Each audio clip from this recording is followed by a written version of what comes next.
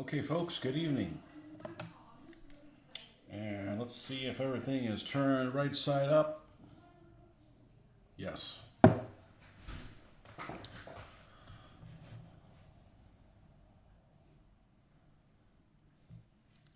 Welcome back. Finished our SU-100 project, so yesterday we started working on our German armored cars, and I worked on a little bit of it this morning. This is the Plastic Soldier Company set. The 231. This is actually going to be a 233, and we're going to do a couple different things. First, we're not going to do a painting session. We're going to do a put together session, and I'm going to try to do it with the contacts in. So we, between the readers that I normally use throughout the day and the close-uppers, see if we can do this. If not, I might just give up and just say the hell with it. Let's just take the contacts out. But it makes it a lot easier to read the comments for me. I don't have to be like I don't have to get my face in the computer. So, right. So, anyways, let's continue. We were building this one as the 233. I did not attach this completely because I want to be able to spray in there and be able to get the inside of the crew compartment. So in doing so, I did not glue this in.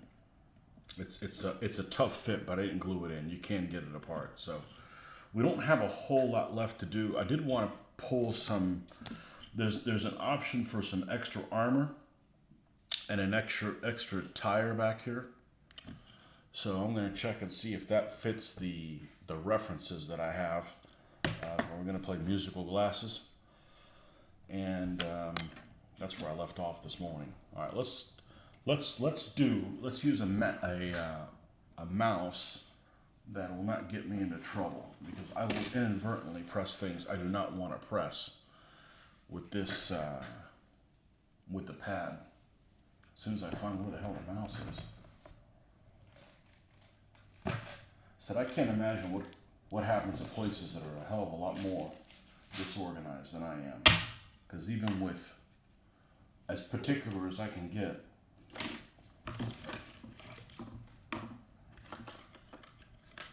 I'm still fighting my own stuff, so to speak. Let's go ahead and do some maintenance while we're at it. This can all go out of here. This stays. We'll need that. Probably won't need that. This can go over here. The screwdriver, let's put the screwdrivers where they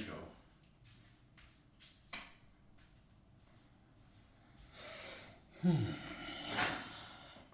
John Peter, you got into the beginning. You did. Long time no come by. How are you?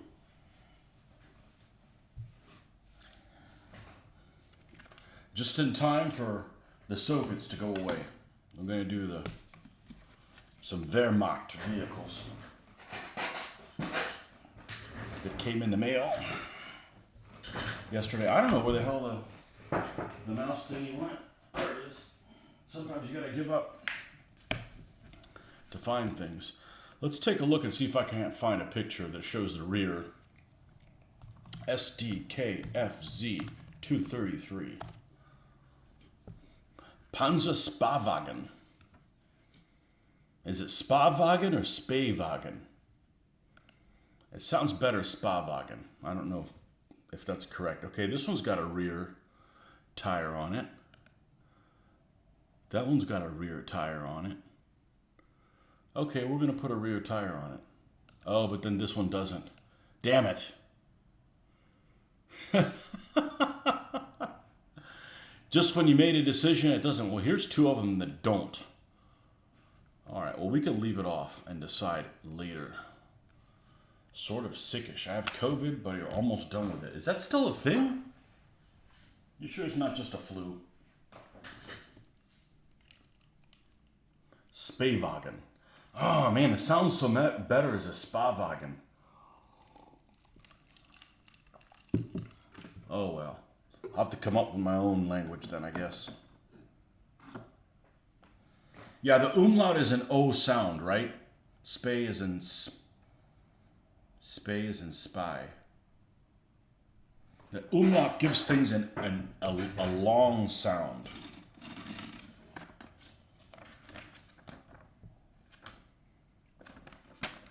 I don't know. I've never taken German. I only know Blitzkrieg German, as I like to say.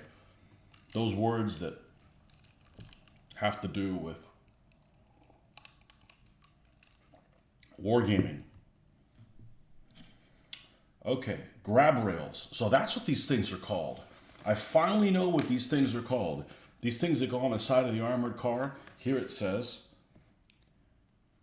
grab rails. Complete the pre-drilled holes with 1mm drill.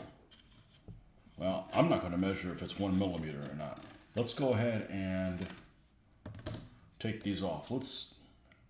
These are the readers. This is going to be fun. I just don't want to take my contacts out. It's a pain in the ass. I look at comments and I've got to be like, huh? What's that? A spa wagon would be really slow and advance. Yes, but there might be some cute people as a crew. And that has a value of its own.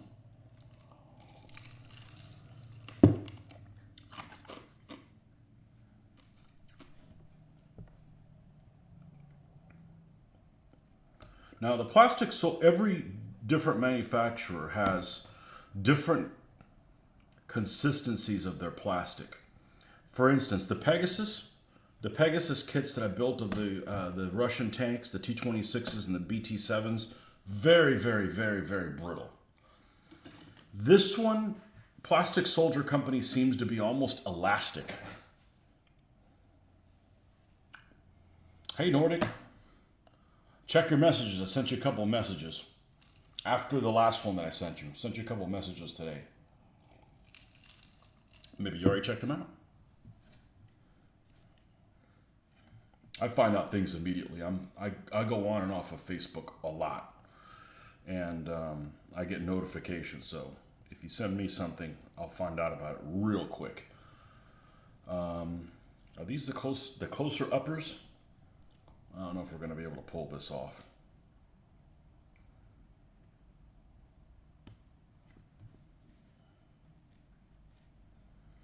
But how goes it? Great, because it's Friday.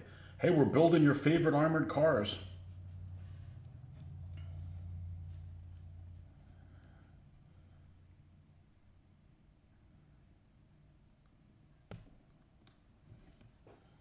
Panzer Spähwagen.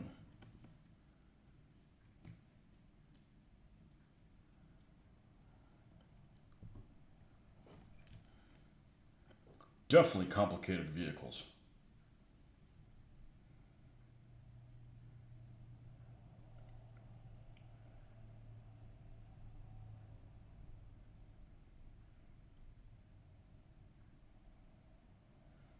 Just kind of get it close, then we'll take the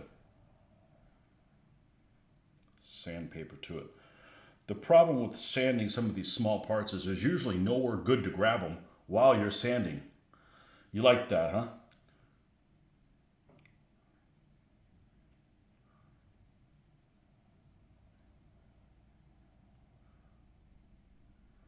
Yeah, I saw that a while ago, and I thought of you. There was there's a daughter and father combination that they do cosplay and stuff. I'm not really into that stuff. I think that it's different if you're going to be in a play or something, but some of that stuff's pretty weird. And Japanese in particular, real eccentric about that kind of stuff. But I thought that was really cool. There's a lot of other ones that she does, but the two warrior ones are pretty cool. That guy definitely has the look for a shogun type of, even though that warrior is Chinese, that's a Chinese warrior costume. Oh, this turned out nice.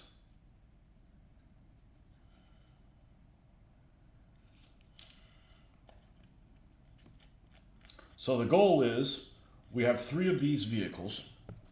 I know I'm making one of them the 233. no doubt about it. The other two I don't know yet, but I've got to use this. Look at it. Look how tender this is. Even this spare one broke. I'm telling you, this is a bad design.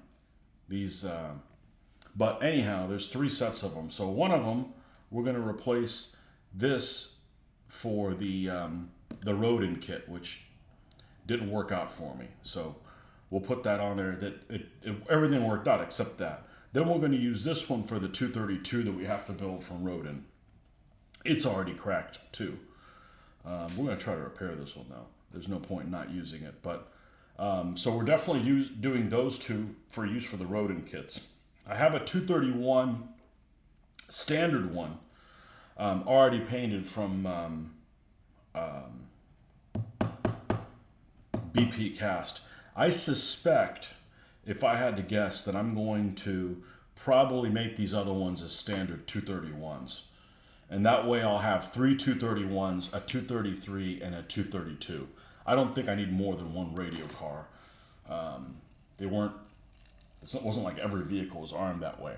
And I read it basically allowed them to boost the signal out to like 100 miles. So, played a couple of games of Triumph yesterday. It takes the best part to keep them there. I think if you gave the rules a read and play, you would like it. You want my story of why I don't play it?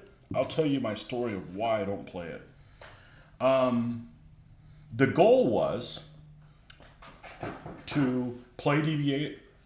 I know all the guys that created the rule set. They're ex-DBA players, okay? And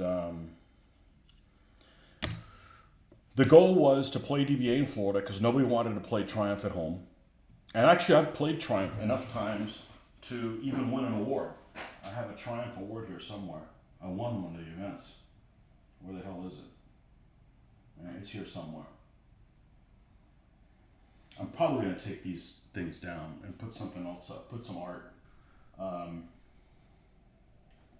Anyhow, I won one of the events, whatever. So, we were planning on going to Historicon, playing Triumph up there, and then play the regular game at home, right?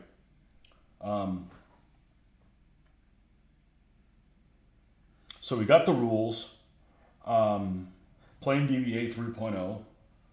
I don't know if we were doing videos just yet, but we're playing the rules at home. We know Historicon's coming, so we got to change gears, and because it's similar enough that you don't want to get confused and feel like shit. It's not about winning, but you don't want to play a game with your hand tied behind your back. So we relearn how to play the rules probably a month out. 1 week before Historicon, they come up with a new version of Triumph that changed some things pretty drastically. It didn't necessarily change them worse, but it just changed them. So now we have to rush. We've got rush to relearn the relearn. And then we go up there and we do fine, and I won one of the events or whatever that they were running up there. And then we get back, we got to unlearn Triumph and learn DBA 3.0. Okay, cool. So the next year, Historicon's coming up. This is 2017, something like that. Historicon's coming up. Okay, have to unlearn 3.0 and relearn play Triumph. And once again, they decided to do the same stunt again. Now, their excuse, I think, was, well, they wanted to premiere the new rules for, the convention because it's kind of the big thing. But the reality is we got fucked hard because we had to relearn how to play the game and then relearn it a week before. And then after that, I'm like, you know what? F this. We're not going to do this anymore. Okay? There's some things that are cool. There's some things that aren't as good as 3.0. Okay? There's Mitch, as a matter of fact, hates the whatever the bow is. I forget what it's called. The bow that suck. But there's some things that are cool with it. But that whole relearning just left a whole bad taste in my mouth. I don't have anything bad to say about the guys. I wish they hadn't charged for it because it's obvious. The Army lists are totally, they don't give Phil credit, and you know, it's just done. Have you definitely saw it? Well, they're smoother than DBA because the rule book is laid out better. Because anything would be an improvement. DBA isn't a bad rule set per se. It's just laid out in a way that is painful. So yeah, I mean, you know, but so anyhow, there's some things I like about it, but not enough.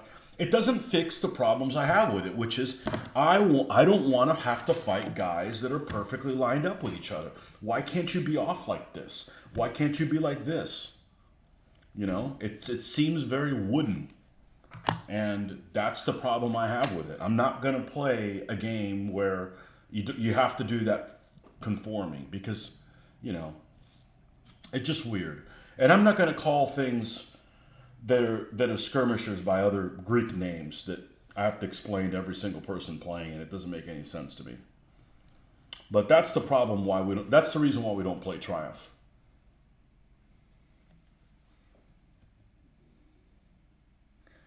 Yeah, well, the combat mechanics are easy. Even in DBA, the combat mechanics are easy. It's all the other stuff that's if then. You know, there's nothing wrong with the game as far as how it's laid out. It just you know, life's too short. I don't have anything bad to say about the guys that do it. I know those guys well. I'm friends with them on Facebook, and for over a decade, we used to go over there and hang out with them and gave them a good run for the money. So, okay, the thing about these grab rails that suck is it's almost impossible. No, you know what I'm going to do? I'm going to look at my other one because it took me forever to freaking glue this thing on here. Okay, the front, the shorter part goes towards the front. Okay, cool. So this one's like this.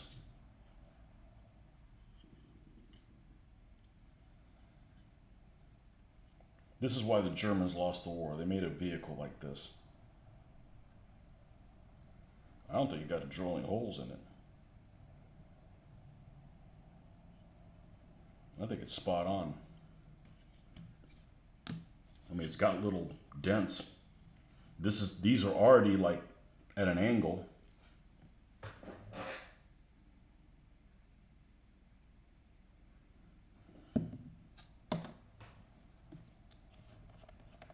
I feel the glorious combat mechanics that when your battle group collides with another battle group, you only get the initial stands that contact each other. Then you feed a base forward each. Yeah. I don't know if I'll play Ancients again. But I said I didn't think I was going to play World War II again, so my heart's just not in it anymore. You know? My heart just isn't in it anymore.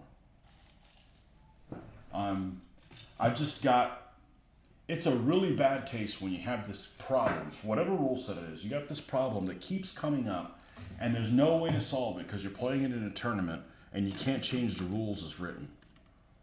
Even though they don't make any sense. I'm just not going to do it anymore. I've done the time, so. And you know, the alternative is come up with my own set of rules and just, my heart's not in it.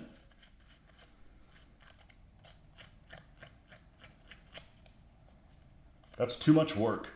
That's good for like people that are like retired, you know, and don't have anything to do. And, you know, can't paint.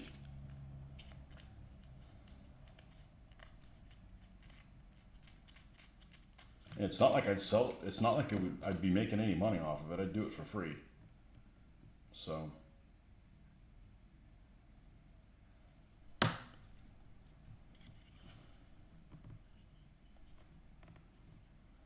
But that's why we don't play Triumph, and we've probably played, I don't know, 30 games of Triumph, maybe more. Probably more. But there's some things that are cool. I like the fact that when you hit somebody in a flank, they get a -1. They don't automatically turn to face. That's kind of cool. Punishes them.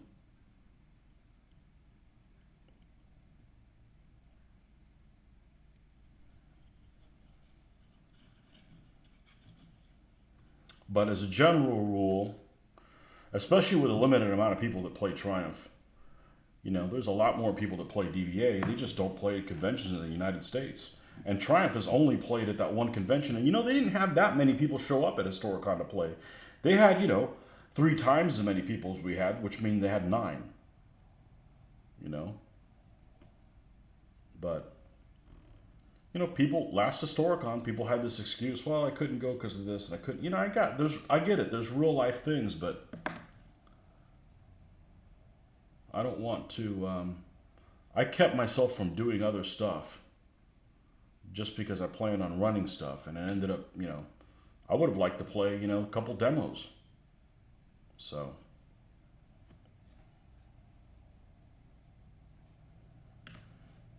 now, Art de la Guerre, another ripoff of Phil Barker, is all the rage. We'll see how long that's all the rage for.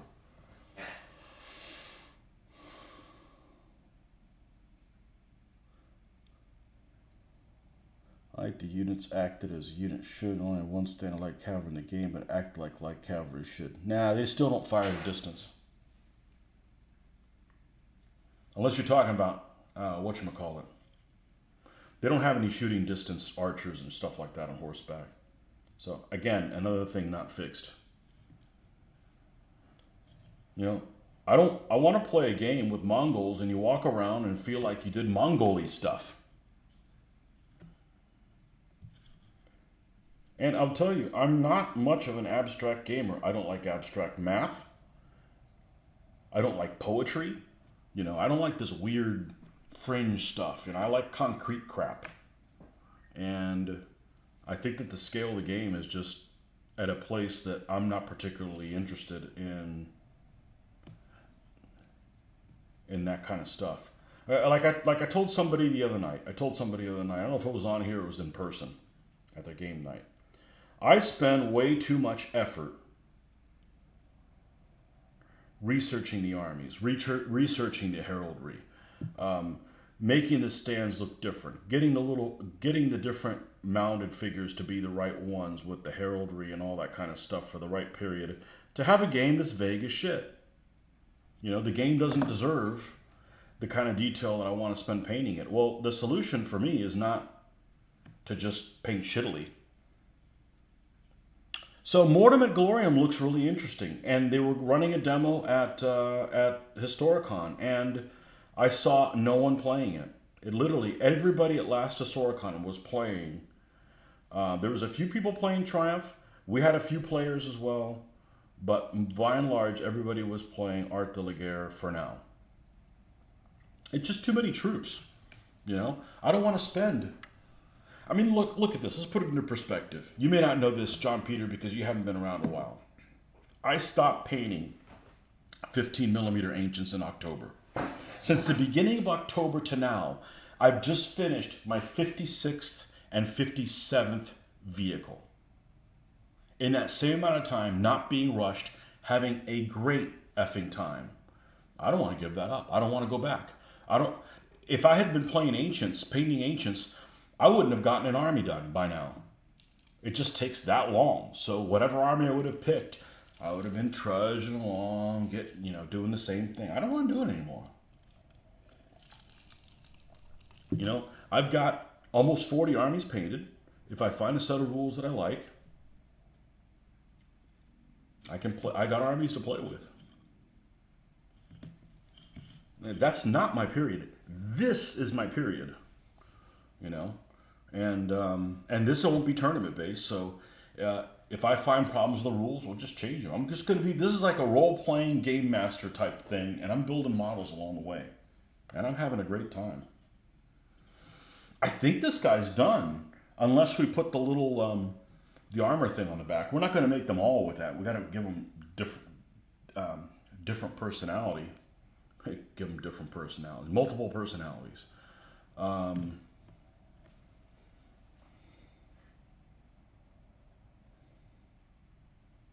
Why wouldn't you be able to kill troops with archers?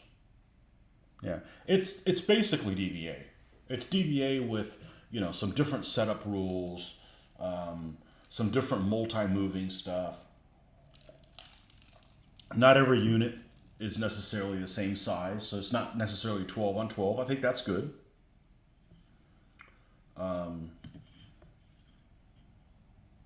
Okay, I think we're going to leave this guy as is.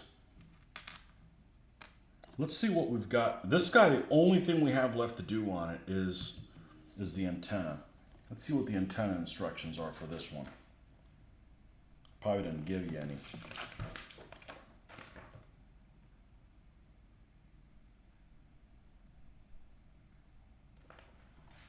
Okay.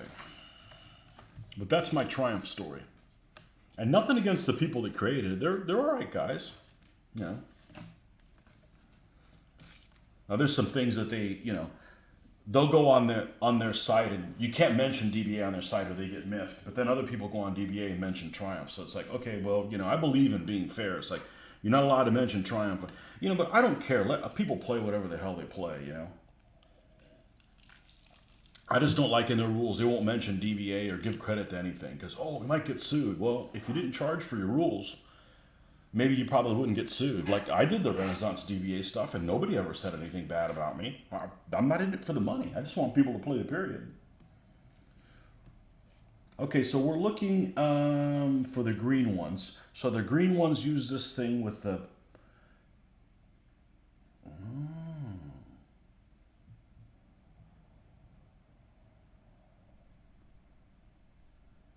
Okay, this uses this.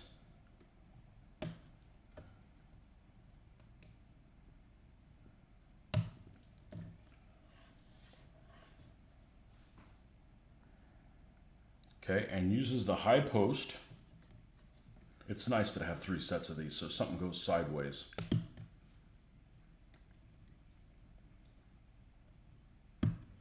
Okay.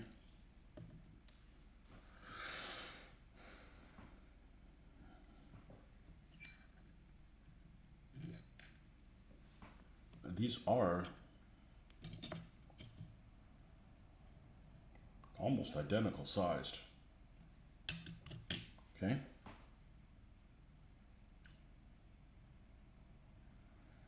Okay, so the small post goes here. The large post goes back here. Okay, and the big one, this uses the same one that the 232 uses.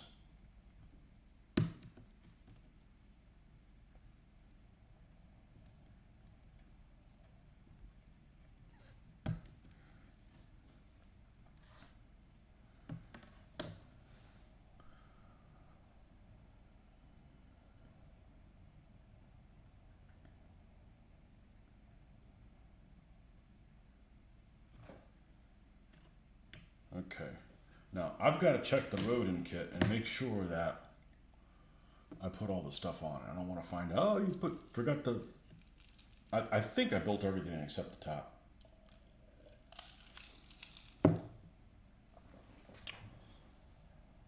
You love the handles.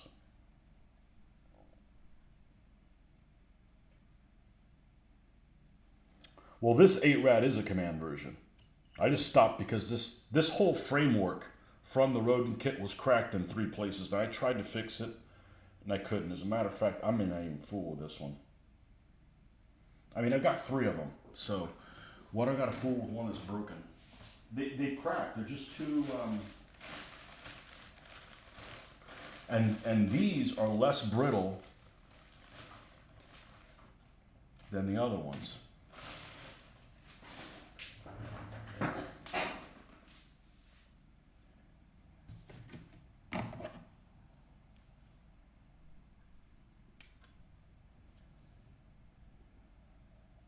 I don't think they're very susceptible to breaking once they're on the vehicle. I think it's just in travel. Okay, that's the one we're going to use. Where the hell are the instructions for the rodent kit? I know I put it away. It's probably in that bag. All right, well, this guy's done. Let's move him off to the side.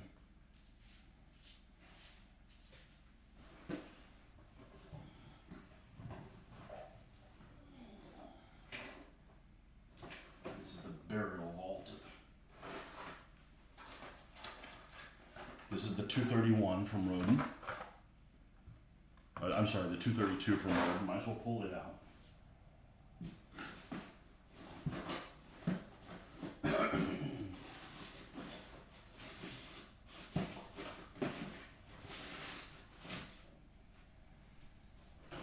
I don't want to lose my momentum.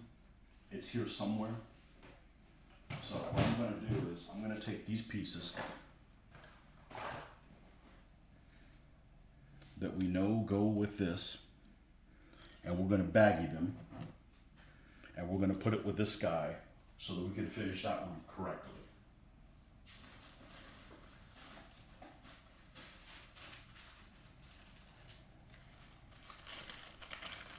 Because that's how I end up losing momentum, is I'll end up spending a lot of time looking for something, and that was not my intent. I thought it was just sitting right here, but it wasn't. This is, but the other part isn't. So we're going to put this guy together, put him here out of the way.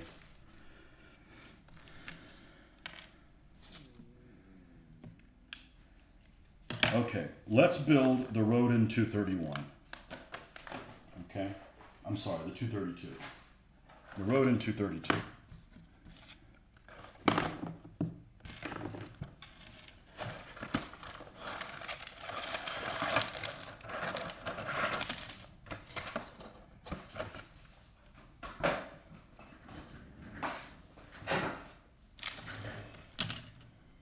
This has all kinds of, yeah, see this one? It hasn't even been taken out of the plastic baggie and it's already cracked because this plastic is very brittle, extremely brittle. Ooh, decals. Oh, it even has one called Schultz. Found out an interesting thing about German armored cars. German armored cars tended to frequently have nicknames on them, unlike German tanks that usually did not. Even though I've seen pictures of German tanks with, Erica or, whatever names on there, sweetheart names. So, who could ever love a Nazi? Another Nazi. I know that people in this service weren't all Nazis, but calling them Nazis keeps me out of trouble, I guess. In my army, all Germans are Nazis and all Russians are communists, so.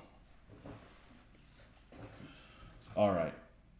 We are going to have to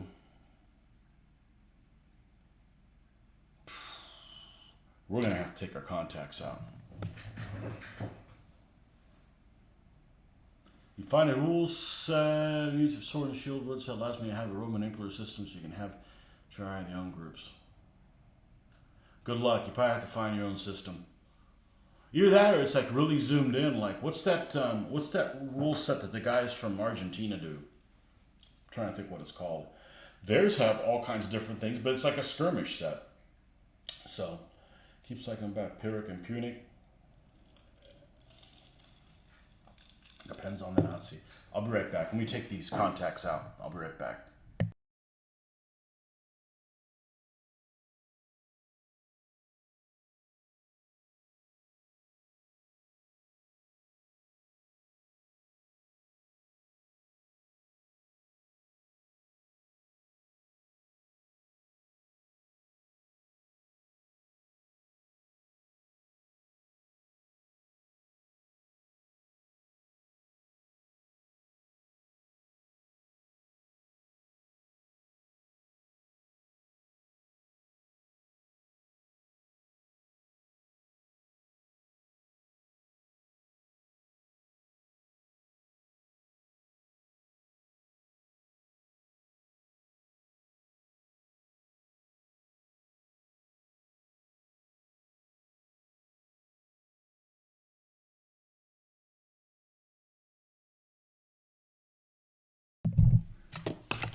Whatever happened to that guy that had the Panther tank in his basement in Germany? I know he got fined some absurd amount of money that nobody in their right mind would have. But hopefully they put the tank in a museum. Not just like, we're going to scrap it because this guy broke the law.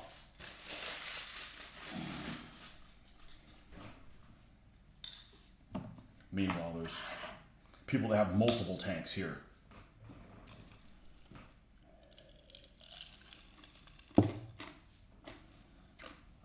think he had an 88 as well. 1-to-1 scale. Wow. Okay. This is going to be a lot slower build than the Plastic Soldier Company, but we got to knock this thing out. And, you know, if this turns out okay, which there's no reason why it shouldn't, then this, oh, interesting. This one comes with the hatch automatically closed. Okay. Well, these things are more delicate than the Plastic Soldier Company one, and I suspect these guys are more in scale than the Plastic Soldier Company, but they're less robust. So, all right, so we're going to do the fun suspension. I've already built one of these before with the bottom things, so the bottom suspension. So we got 15A and 10A. Here's a 15, and how many of those we got to do? 4 of them? Okay. Well, going to have a hard time cutting with that.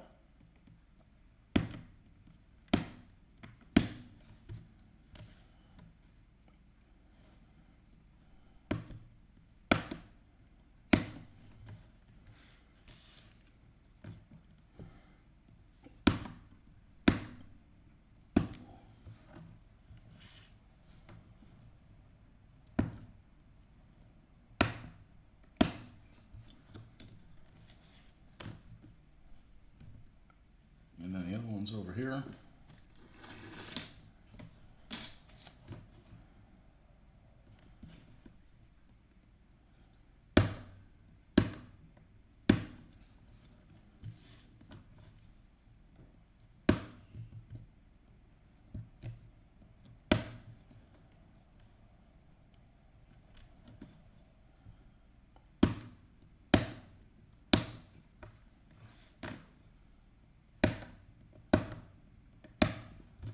All right, that's all those parts.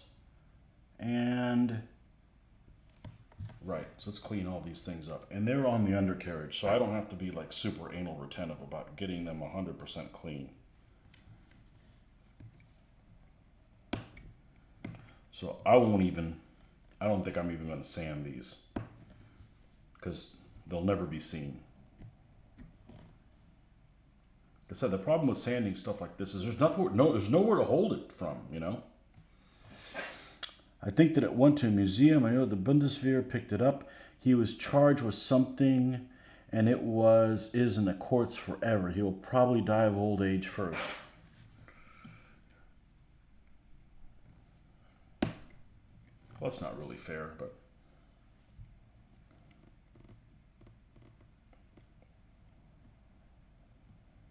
I mean, you didn't take it out once. It's not like you can sneak around your village in a Panzerkampfwagen, however the hell you say 5.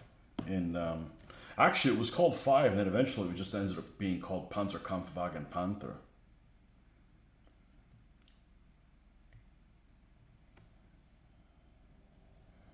My first 1/35th scale tank was a Panther. It's a good looking vehicle.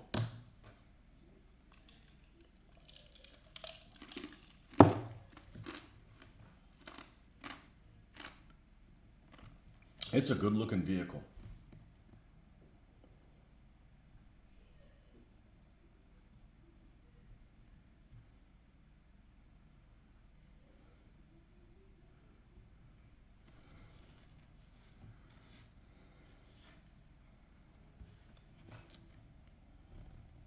I think there's a video circulating somewhere on the internet. Some guy that has a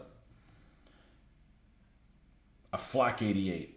I don't know whether it's an 18, a 36, or a 37. I honestly don't know the difference between the three by visual, and he fires it, and obviously it's blanks, but that's got to be something. I think it's an 88. I'm pretty sure.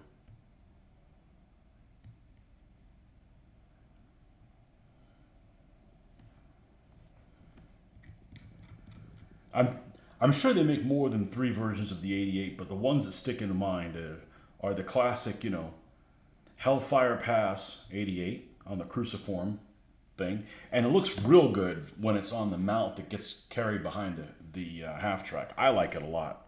It looks really good like that. Then there's the barn door, which is the Pack 43, and then there's the one that's the cruciform base with the, you know, with the bar. Of course, the barn door is a different. It's an 88 L71. It's the same gun that the King Tiger's on. It's on the King Tiger. So it's even more powerful. But that one on the cruciform with the little shield, I think looks really unattractive. But you know, hey, I want to build things because things look attractive, not because they're effective at all. But I never liked that, whatever that one was, and it might be a 43. It might be a 41, 43. I don't know exactly what it's called. I'm not on my packs, but that one, I'm not a fan of it. I'm not a fan of that little cruciform. Cruciform with the low, well, relatively low silhouette, because it's still a big gun.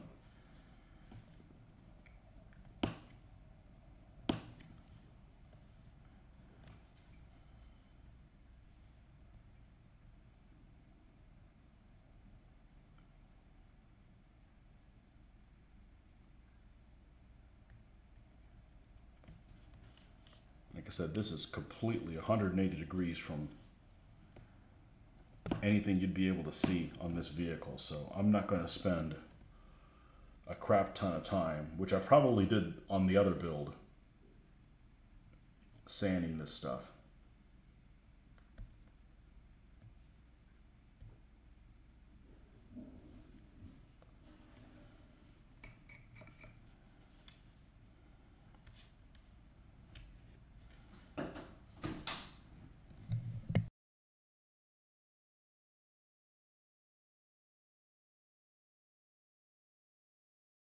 Okay. Yep.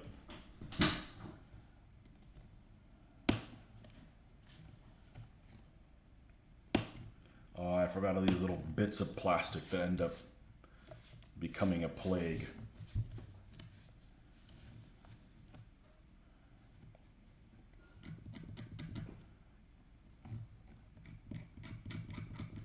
Okay, so we have four sets of these, okay?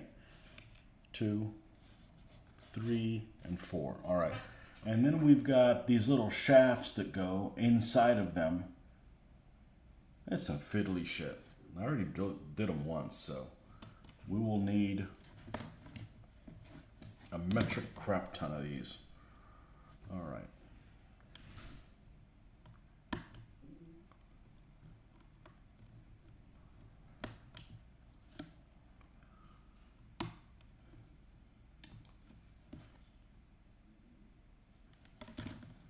Don't try to cut them exactly where they are. Just get them off here and adjust them later.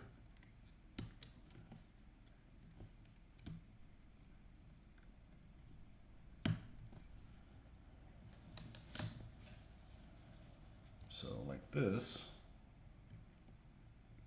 This one goes here. 1. Yeah, I can't do this without the contacts. With the contacts in.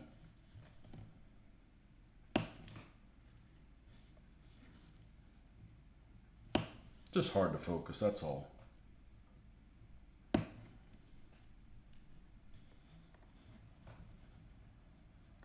You had to go assemble a hoagie for dinner. That's the kind of cooking I do. Hoagie, that's like a Yankee word. Nobody calls that down here.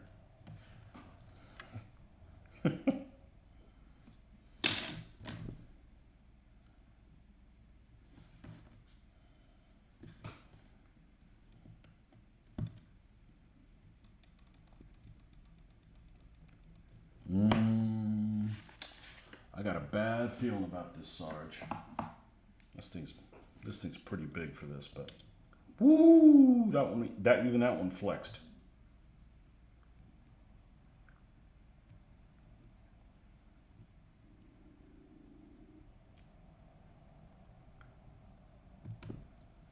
I thought it'd be safer to do it this method, and it's not.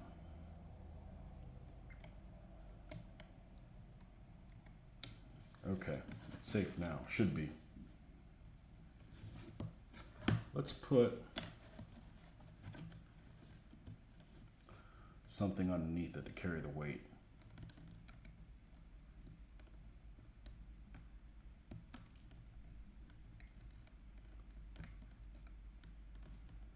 It's just getting it off this sprue. Once it's off the sprue, it's the easy part.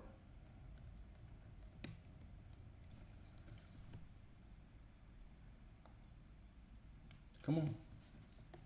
You can do it. All right.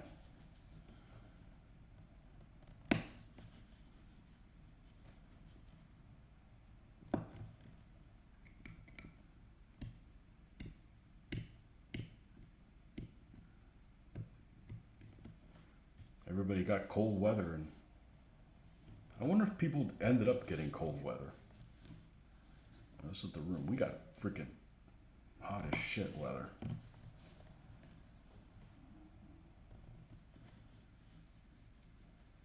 Last couple days. Would you believe the 2 games of Triumph I played yesterday were the first since before the pandemic? A face-to-face? I don't know. I don't know how you guys didn't go crazy not playing with other people. I mean, I think your situation is a little bit different than other folks, but because I don't think in your situation, I don't want to speak for you, but I don't think in your situation it was that you didn't want to go meet other people. I just think that there weren't any people around to meet.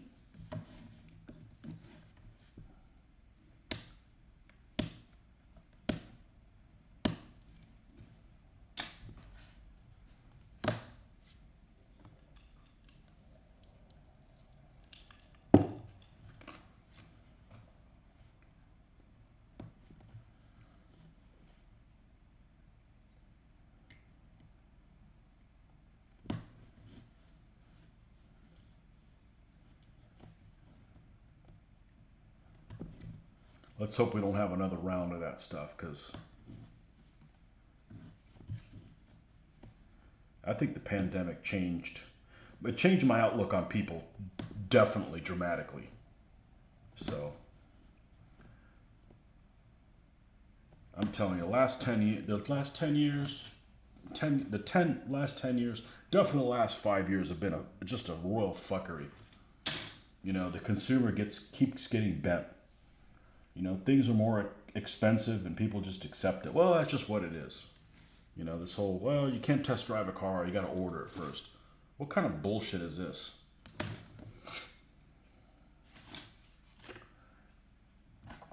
Nope.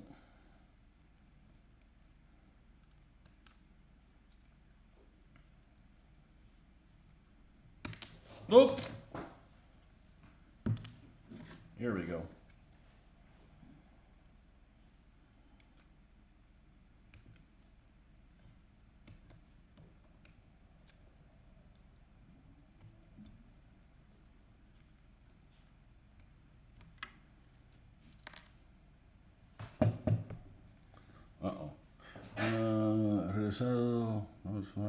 Majors and generals, yeah, I'm a people person when playing games, just isn't many historical games in the area in general. No, I don't think I'm going to cut myself. I can't say that I've had a really bad, I don't think that I've had a bad hobby injury. I did slice many years ago. I did slice my hand from about here to here, but that was like climbing on a trailer at work. And my feet slipped, and I just cut it. And I don't know that it went that deep, but it didn't even hurt. And that's crazy, because you get a paper cut and it stings like the dickens. But that was many years ago. It might have been 20 years ago. It bled. Oh man, did it bleed? Didn't feel anything though. Well, I didn't, obviously I felt that I had gotten cut, but it wasn't, painful. That's probably the best way to describe it. I felt it, but it wasn't painful.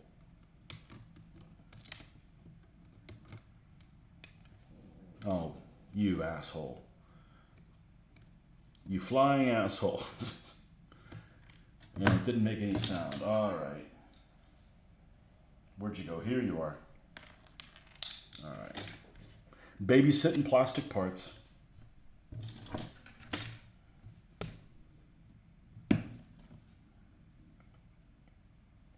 Yeah, the tread pattern on this is much.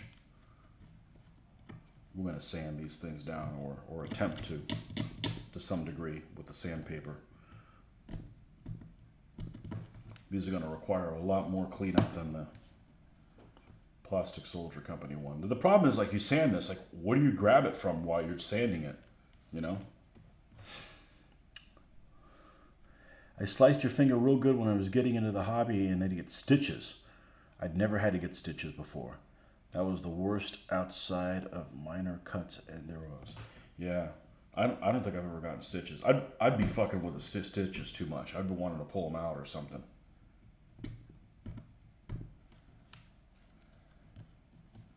Never broken a bone, never gotten stitches. The most I've gotten hurt was we were at a Disney water park. And we had all our things. We had our home base where we brought our towels and everything, and we put it on one of those recliners. I don't know, one of those like chairs that you can extend out. You can sit them up, you can lay them flat or whatever. There's nothing really. It was a problem that it was on the chair. The problem, it was in this big field of sand, and the sand was like scalding hot. So we're like, between things, and we're going back to base to get a drink or whatever it was. I'm going across this sand, and I probably have to cross, 100 feet. I'm like, it's getting hotter. It's getting hotter. It's getting hotter. Like my feet are like on fire. And I was like, man, I got to make it to, it's almost kind of like, if you take a big, if you like you go underwater, you took a big breath and you're running out of air. At some point, you're going to do something that, your body's going to react in a way whether you want to or not. And I got to about where the chair was, and I threw myself on it just to get my feet out of the sand. It's just the bottoms of my feet that were like on fire. And I landed right on the center rod where it flexes, right on my tailbone. And still to this day, sometimes I hurt my tailbone. I think I fractured it. Obviously, it wasn't a huge deal because, I didn't have any trouble walking or anything. But sometimes when I sit for a really long period, it hasn't happened much lately. I think I've finally gotten cured after it happening 10 years ago, or whatever. It was like 10 years ago, something like that. But no big injuries like that.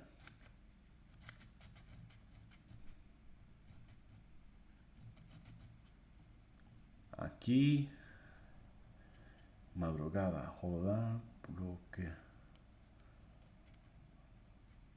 Casca por los codos. Parece español. I don't know what the hell you're talking about.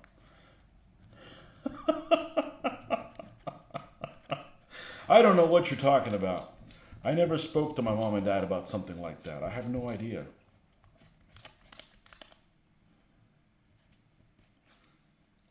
I had the education of someone from Alabama in Spanish. Last time you were at the beach, it was boogie boarding far out and got blindsided by a wave that dragged me right to the bottom and up to the shore. That sucked. I cracked my tailbone when I was first learning to rollerblade. I had a dip at the sidewalk and fell and spiked that tailbone in the corner of a stone step. That sucked big time. Yeah, it's like with your teeth. It's like a bone on. It's strange. Yeah.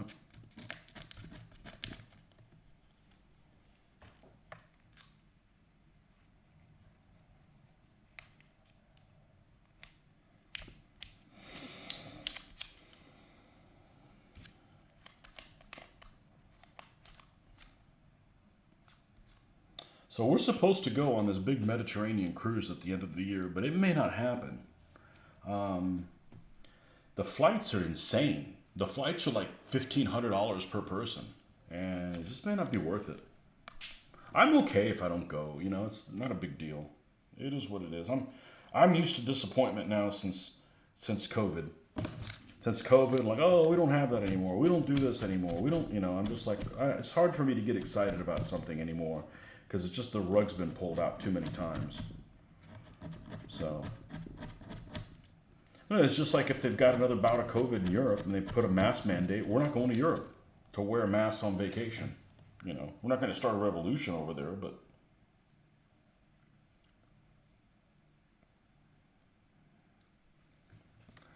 When you spend a lot of money on a vacation, it better be a win. And we had a great time in New York. We went. I really enjoyed that. I don't want to live there. I'm trying to find something to hold on to this thing while I'm. Doesn't have to be perfect. We're going to be weathering the living shit out of this.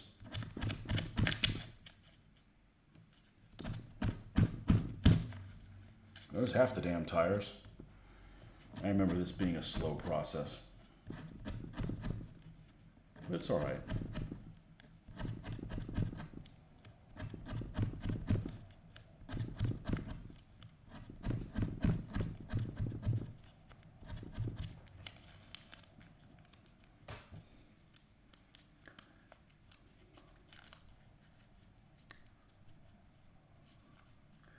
Los callos en su salsa están muy ricos.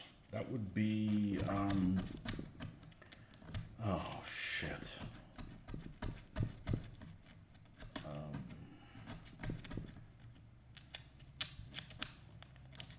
Not thighs. Yeah, whatever you ate.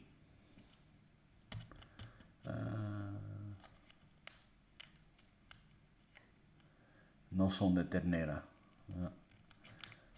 I don't want to live in New York City either, and I'm only about 100 miles away.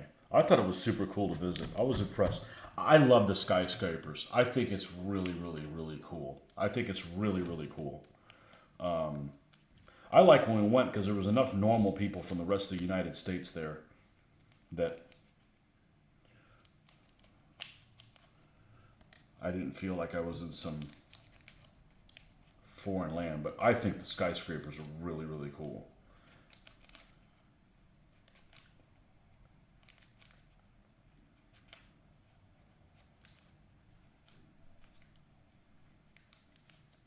And I don't want to go there when it's hot.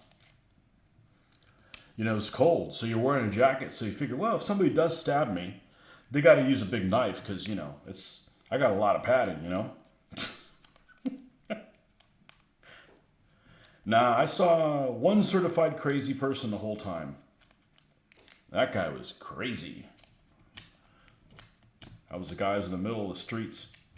I don't know if he was homeless or he was on his way to being homeless, but he was in the middle of the streets, and he was sweeping. There was this cardboard trash they'd thrown in the middle of the street, and he was fighting with it like Don Quixote, and he's fighting a dragon in the middle of the street, trying to sweep it from side instead of just pick up the frickin' piece of cardboard and get it off the street if that's where your goal is. He's like trying to sweep it all over the place, and there was some tourists. He threw it on him, and I thought it was going to get confrontational. I'm like, man. I'm going to have to do an upload here for YouTube.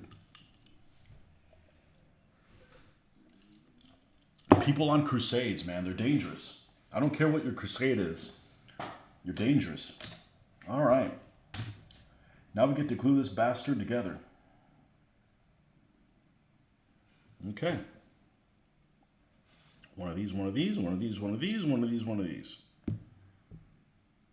Well, that's not right. I got to do more of those. Sons of bitches. I'm still not done. All right. I didn't do enough of these. Well, these are easy.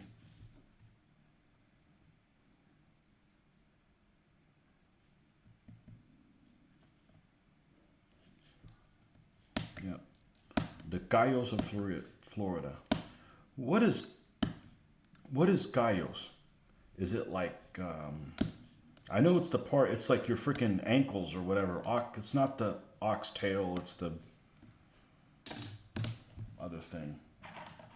I'm a spoiled American. I tend to not like to eat. Let's see if I can find out what gallos is in. Gallos in English. And don't tell me it's keys, because I don't want that. It means keys, yes. It also, yes, I know what that means. Okay. Gallos in English. Gallos food. Gallos on foot. There we go.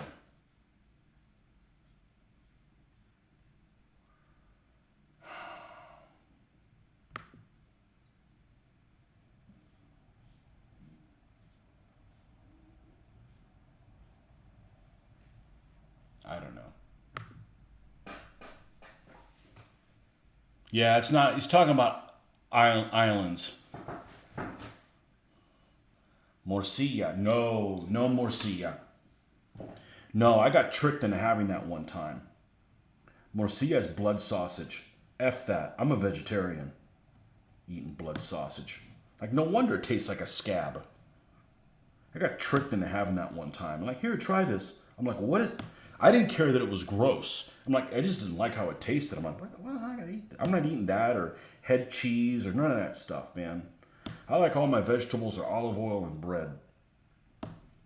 You know? Hey, it's Lent anyways. You shouldn't be eating that stuff, right?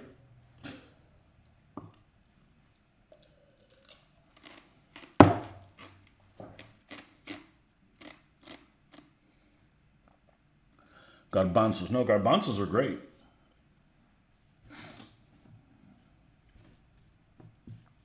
I got tricked into having morcilla one time. Here, try this. And then I'm still pissed about it. Blood sausage. Or that stuff that, man, we ended up having to have breakfast one time at that damn, we went to Universal Studios. Like, the only place was open for breakfast was that damn Harry Potter bullshit land. Sorry, not a fan. And tried to watch the movie twice and couldn't do it. They had this English breakfast, if you want to call it that. Black pudding. F that. I'm not eating that. And yes, I tried it. And I'd rather drive on the wrong side of the street than eat some of that stuff that they eat over there.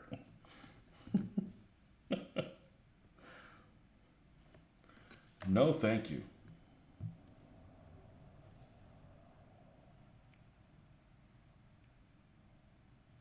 I mean, I don't eat nasty stuff from the South, equivalent of that, like, gizzards and hell no. What's wrong with you? We're using the micro weld, which I am a big fan of, and it smells like oranges. However, it's susceptible to spilling. And no, I don't have anything to put around it. If it was like a piece of tape or something like that, like one of those refills, you could just put that around it and you'd be safe. We're just gonna live life in the danger zone here.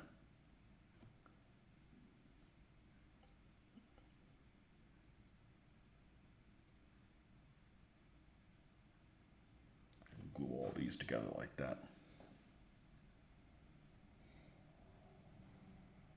Am I really a vegetarian? No, I'm not. I'm not. But if I have to eat weird stuff, I'm not scared of any vegetables. And there's meats I'm not eating,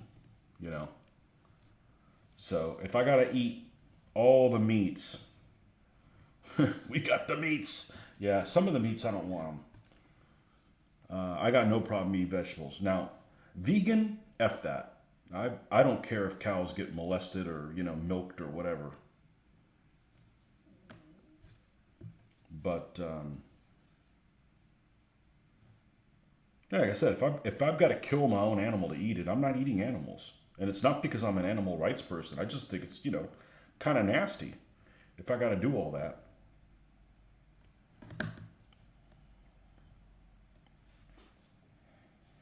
So many people have said, hey, you want to go hunting? No. Are we hunting child molesters? Because if you're hunting child molesters, yes. But animals that didn't do anything to me? Nah. No thanks. I don't have a problem if other people do. It's just not my thing.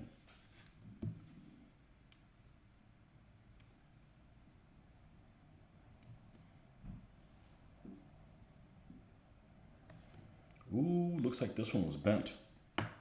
Came molded that way. Oh well, and that way it will stay. Because it's not that critical. It's underneath. Okay, there's 2 of those down. I'd drive on the wrong side of the street if it was in a tank. Me estoy descojonando. Unfortunately, I don't know the lyrics of the tune for Danger Zone would be in my head. Nordic desconoce el chorizo. You want to see, I like sausage but never had black pudding.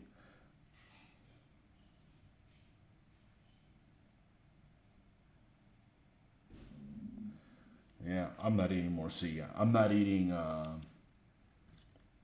what's the head cheese called? Sesos? I'm not eating sesos. No.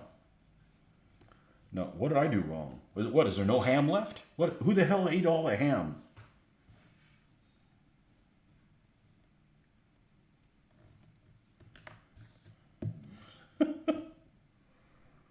Nope. But they eat weird stuff in every part of the world.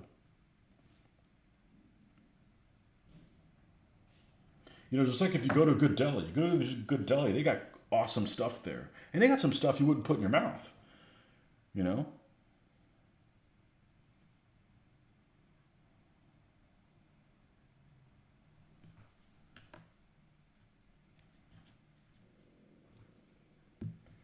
These tweezers help you from getting a damn fingerprint on shit while you're getting it into place. You know what I'm talking about, that damn fingerprint. The seal of disapproval.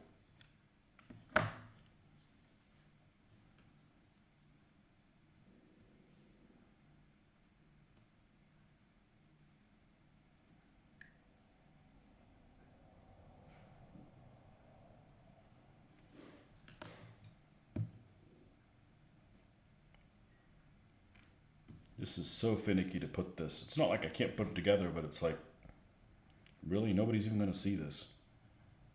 Now, I'll be honest with you, I don't mind separate link track. I don't mind it at all. And you know, this isn't bad either. It's not like I can't do it, but...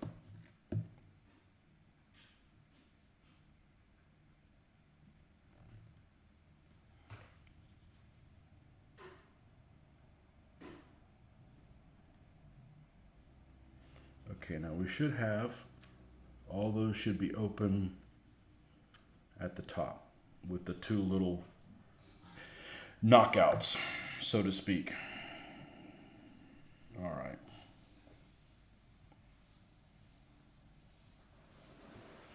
All right.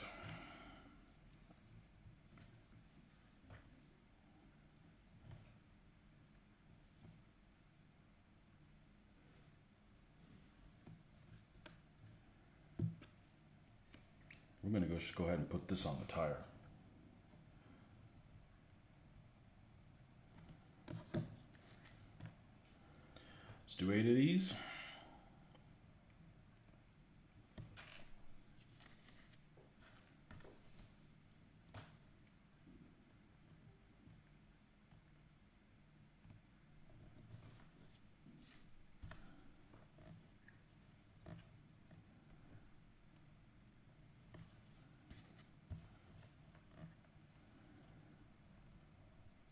When did you say your job interview was at Nordic? Is it Monday?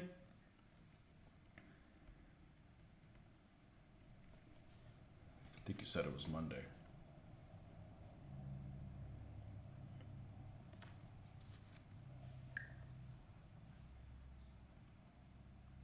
All right.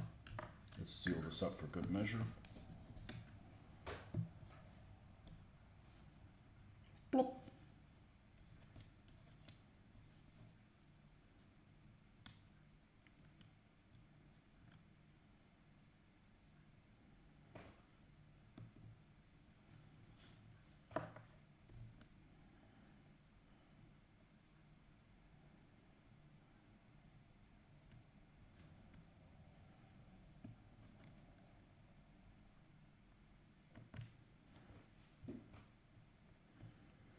You know, on one hand, it'd be pretty annoying if I didn't go to Historicon because I was using my days off for a vacation. We don't go on vacation, but you know, honestly, Historicon trip costs about five big ones. You know, 500. Hey, we're normal people, and could buy a lot of kits for $500.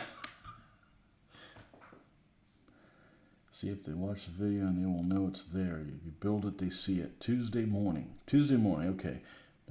Oliver Cromwell, office assistant at a manufacturing company. Excellent. I hope it goes well, man. Shame you can't work from home. Because then, you know, you don't have to spend any on gas or transportation.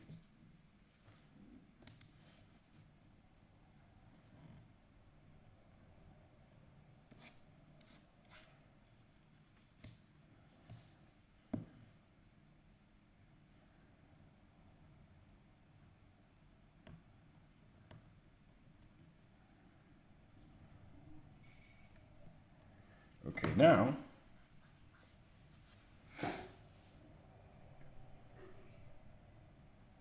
we can put all these together.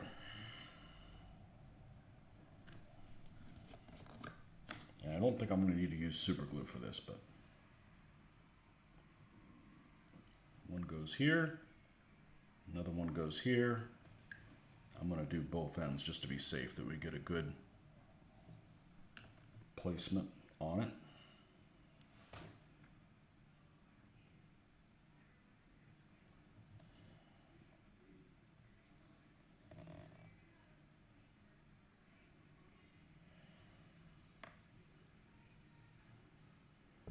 I don't know why it doesn't tell me to glue that. I could very easily have that glued on and make it a little bit better of a bond. We'll leave it alone. Not going to be a whole lot of pressure on it anyways. To work from home, is it be easier on a couple of my medical issues?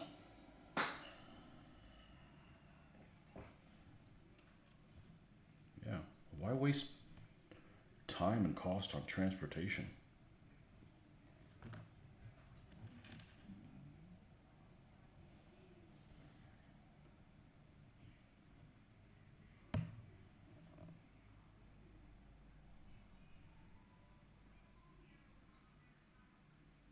Maybe it doesn't quite reach that. Maybe that's the reason why. It sure looks like it touches.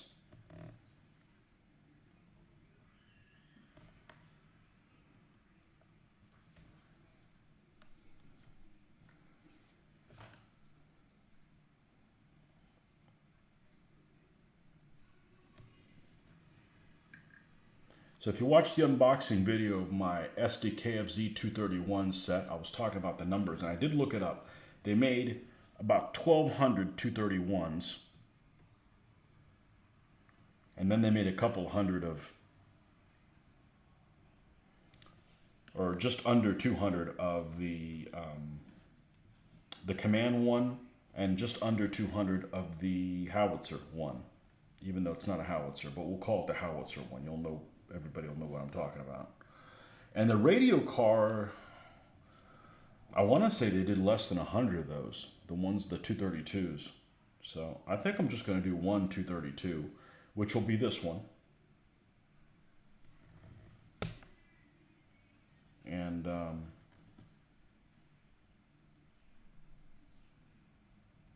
only reason I can see having a second one is if I did North Africa, but I don't. Let's not jump into North Africa just yet. There'll be plenty of time to do that if I have an inclination to do so. Okay, well, these little bastards are drying. Put this away. Where do we go next? Oh, we have to join them. Lovely. Okay. Well, we have these underneath suspension parts to do.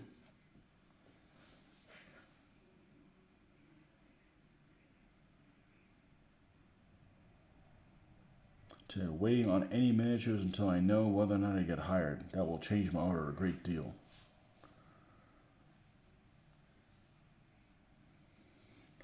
Got burned out on AWI. Why'd you get burned out?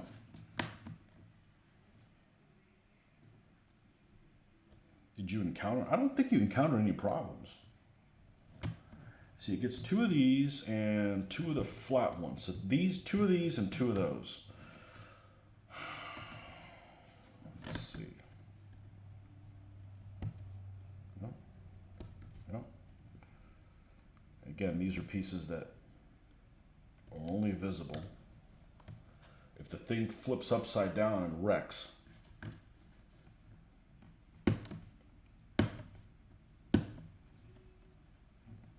A driver that is on the schnapps. And then these 2.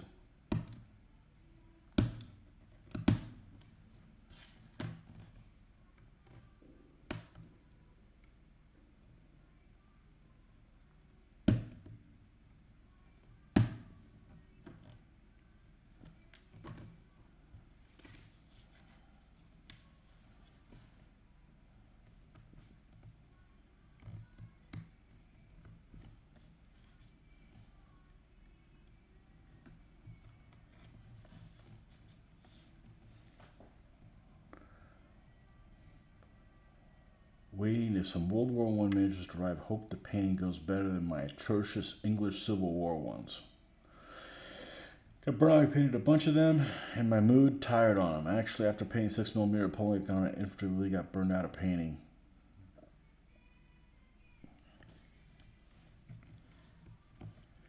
So here's a question for you, Alberto. If you spend all day painting, what do you do for income? I mean, I'm glad you can spend all day. And all day painting? I meant all day studying. I don't know if I said all day painting. I meant all day studying.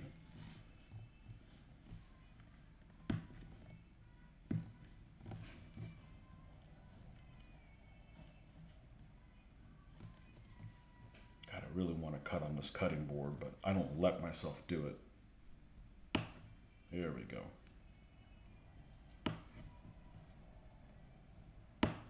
Well, these Chinese blades, I still haven't broken the edge yet, but they're not as sharp as true X-Actos. I can tell the difference. But these are $9 a piece instead of 50 cents not 9 cents a piece instead of like 50 cents a piece. So I figured it was worth a shot to try. Throw $10 at them and get 120 of them or whatever they were. Actually, I don't think they were $10. They're 9 cents a piece, so it must have been $8.99 or something like that. Okay, that will all get glued together. Okay, and I might as well do the other side too.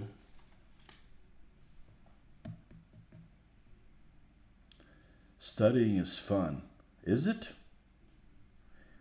Spain is going to send Leopard tanks to Ukraine. I think they go with steam engines. I'm disappointed that we'll never know what we'll never know. I think World War II is like the last. Well, maybe not even then. The last war we really know what was going on. We don't have a clue. I stopped watching the footage like a weekend. You know when I stopped? I've brought this up many times. The reason I stopped watching the footage was that one day when they had that one ship that went to one Russian ship that went to the island that. Everybody's like, surrender or we'll kill you all. And supposedly the people on the island told them to go, fly a kite up Putin's ass. And they killed them all. And then a week later they find out, oh, well, they actually didn't get killed. They actually got captured. So the media was in such a frenzy to tell a story, even though it was wrong, that I'm just like, you know what? I'm not getting taken for a ride on this one. I'm just going to ignore whatever goes on there. It's obvious that people are just spinning things however they want. And I'm not taking sides or anything. I just think that, just tell me what the news is. Don't tell me what you want me to hear. So I generally don't watch the news because we're being manipulated by both sides or by all sides. But it just doesn't make any sense. None of it makes any sense at all.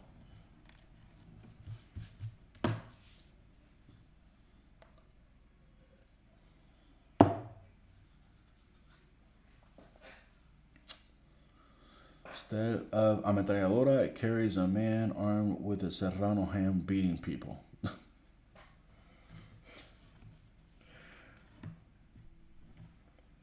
Spain actually has quite a few leopards.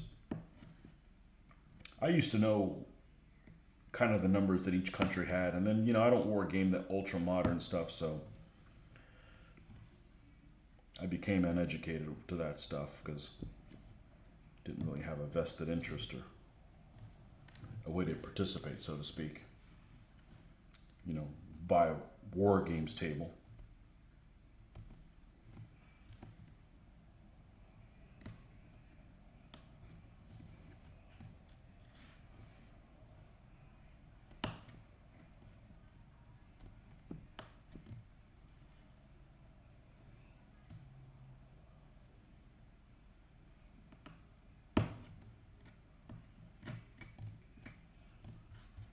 Okay. We've got all those on there. All right, we got to glue these. These go in between everything. Did we trim these up? Maybe we did, maybe we didn't.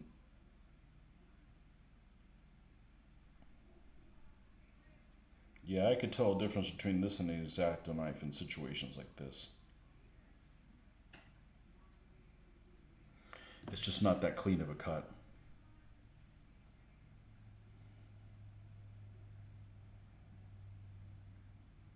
I went to the hardware store. I went to Lowe's to look for X-Acto knife blades a couple weeks ago. Figured they've got to have them there, right? So I couldn't find them, so I asked somebody. That was my first mistake. If you go into a store, never ask somebody where things are, because they're not going to know, and you're just going to be pissed off that nobody knows anything at stores anymore. Or maybe that's just my reaction.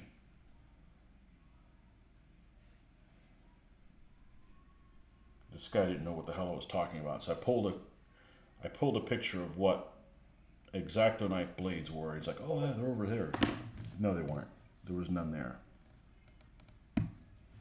So I'm like, well, I gotta get some because I'm out.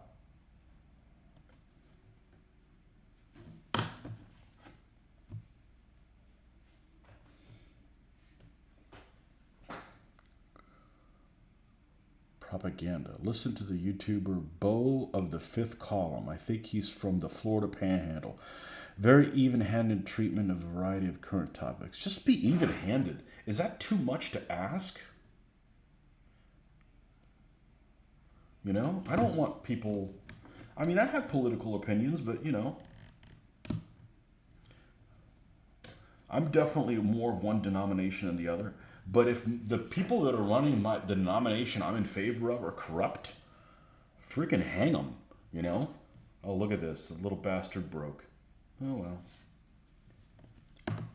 Is that even a visible part? Yeah, it kind of holds it together. Well, these parts are very brittle. And man, I swear I'm being careful with them. I guess it just isn't good enough. Sometimes it's just not good enough. No, I don't want to listen to news at all, I don't want to listen to news at all.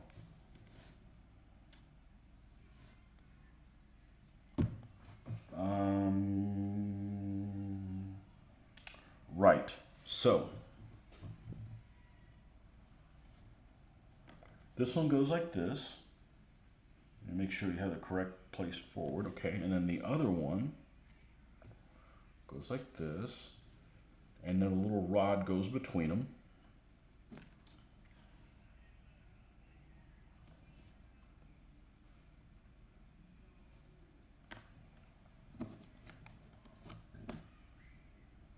Just like when you get a quote from somebody, so-and-so said something, and it's something preposterous.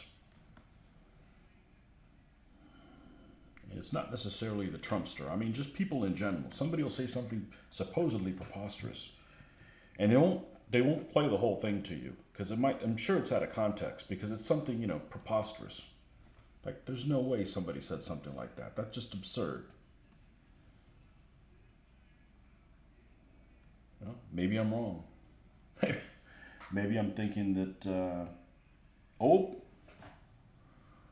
side. There we go. Maybe I'm thinking that people should behave rationally when they don't. This rod on the other model fit in there. Why did it not fit inside there? Well, keep that up and I'll just...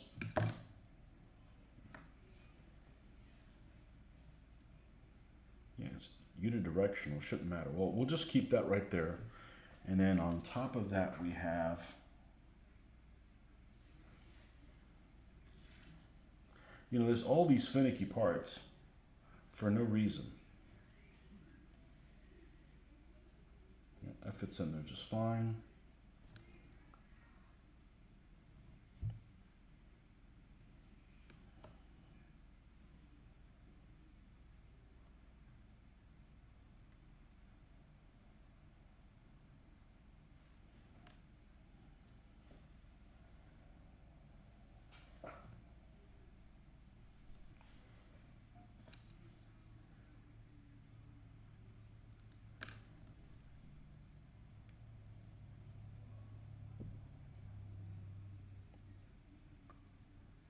What did someone say? I just came back to the conversation at the wrong point. Decided to get the Prime AW Continentals hunting shirts to give paying them a twist. Tony Aguilar doesn't like the war in Ukraine because not 1/72nd scale. I don't like the war in Ukraine because I don't think we know what's going on. None of it makes any sense at all. So... And both sides use the same equipment, you know. Actually, I don't like any wars. War is stupid, but it's fun to war game, but I'm not interested in war gaming Ukraine.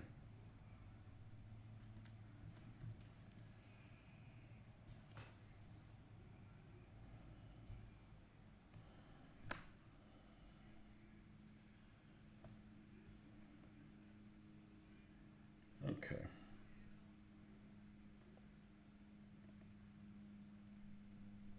I'm pretty sure I built the other... I'm pretty sure I built the Rodin one online while being filmed. I'm pretty sure I did that.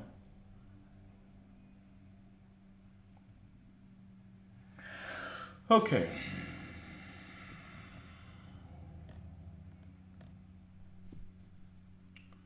So if this one is this one, and that one is that one, then this piece goes like this.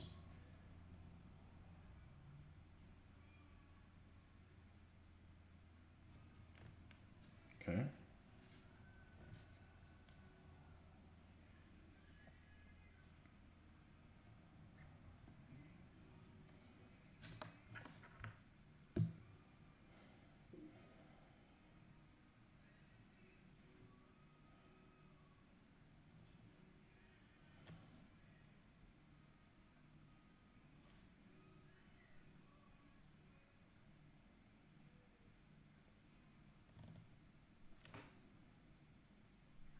Oh, now I remember this bastard piece, this bastard thing.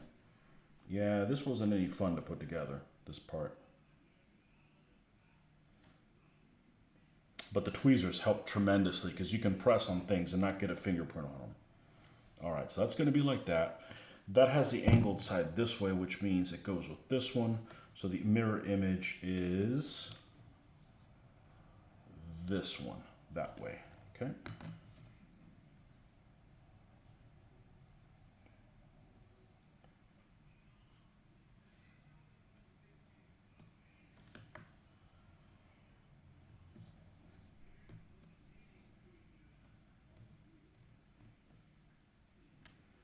This one.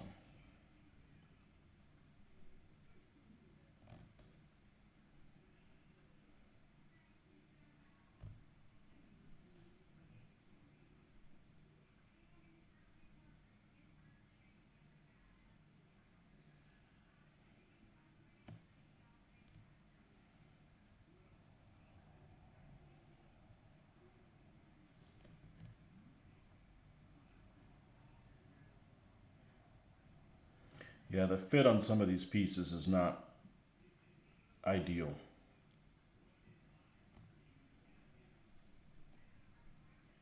But I did get the other one to work, so we're just gonna, that's kind of close. We'll let that guy dry over there. We can always tinker it with a little bit and when we're done with this other one. Is it too soon to war game Ukraine? I think everything's fair game. It's just a game.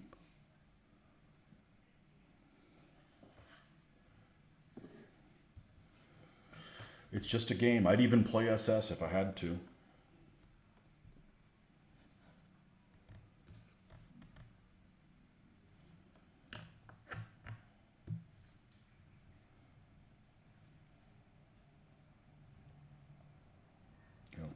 I don't think that other piece is going to be able to fit in there, but now it'll be held together by, it's held together by a plate on the other side.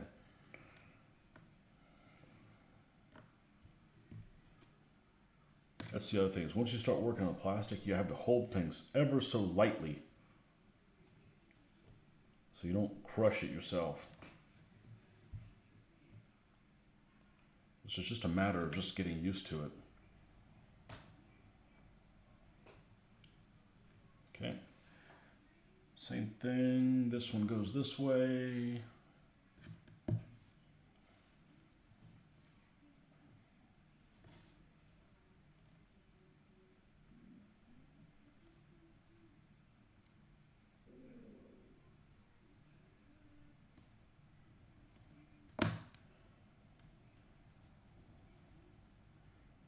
These are definitely not beginner friendly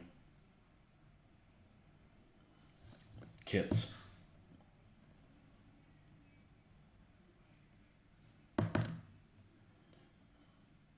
Because like the long plate sits along this piece, but there's no ridge or anything for it. It just kind of sits on there almost like a Russian model. Where's Rodin from? I think Poland? I think Rodin is from Poland.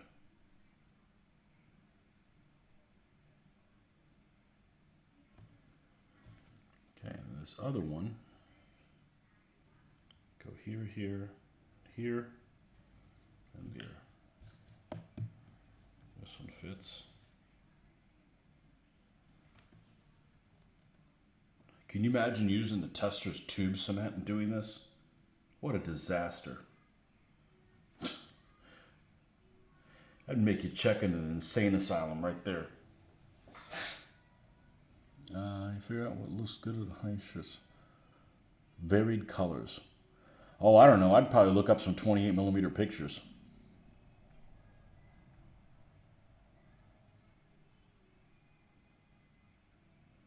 Nordic plays 444 Hammer 40K when nobody's watching.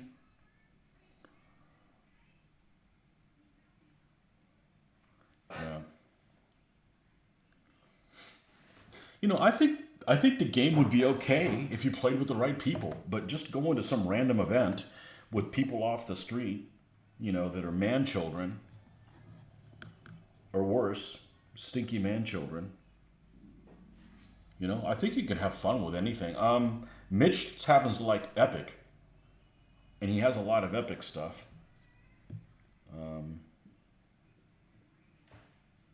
I've never played any of it, so I can't comment.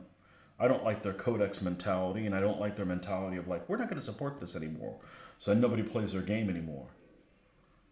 You know, I don't like things that get discontinued. I have a problem with that because you're basically wasting my time. All right, this has got to dry a little bit before we can flip it over and put this one plate on there, which is this plate here, and then that will be a unit. But you know, the weld cement makes things pretty easy. So we're going to skip ahead and then we'll come back. It's wanting us to do the turret next. So let's use the nips.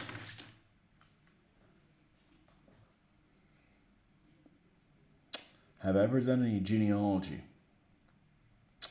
Not professionally, no. Just what I learned from my dad. I don't want to do one of those 23andMe's or whatever. I find out I might be related to people that I don't really want to be related to. But my genealogy isn't particularly difficult. A lot of people in the U.S. come from who knows where, and ours is a little bit more restricted than that. But Only thing I know is that grandparents on both sides came from Spain in the late 1800s and then went to Cuba. My dad left Cuba in 1960, thank goodness.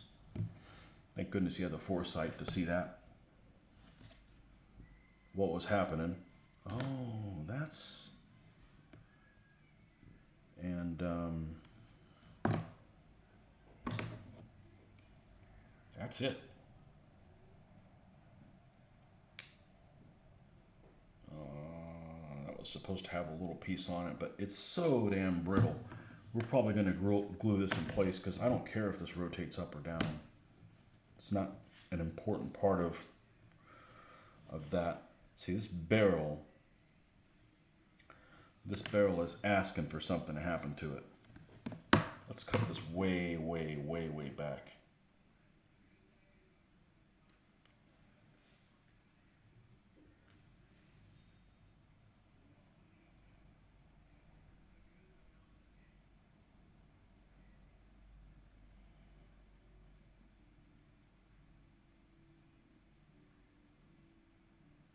God, I don't have the balls to do it. I don't have the balls to do it. Let's just go slow.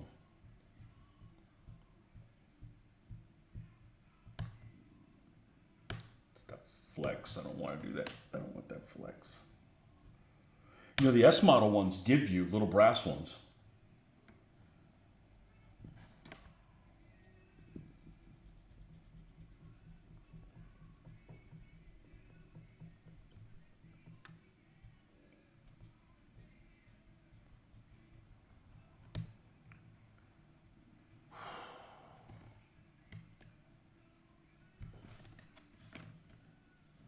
See if I can support this somehow.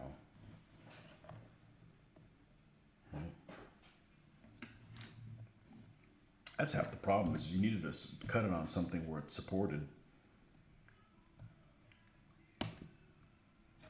Okay.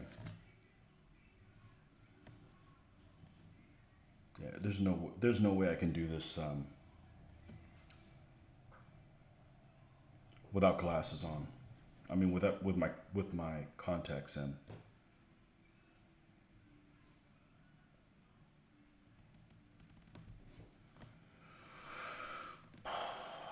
Okay. I think this has a little end to it. It's hard to tell from that picture. Have that. This goes, we'll leave one little end there. Okay, does it have anything at the top? No, that gets cut off as well. Okay.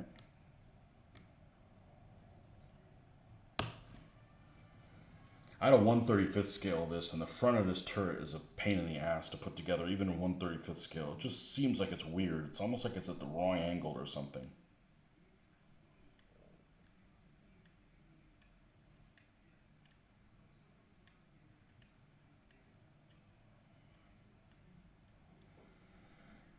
But I have a spare barrel because the one that I built of this, you know, one vehicle is this one. There's a 20mm cannon and a turret that I won't be using because I decided to build this version of it. So I've got some spares, even if it's a different model. I agree. I have fun playing Warhammer 40K. Few individuals who are just looking to have fun, not playing tournaments. Tiger Tank is a Tiger Tank regardless of rules. Tony thinks the Warhammer sucks. Yeah, I don't like the Codex mentality. And, you know, I have a limited amount of time, so why wouldn't I do historicals? You know, it's what I'm interested in.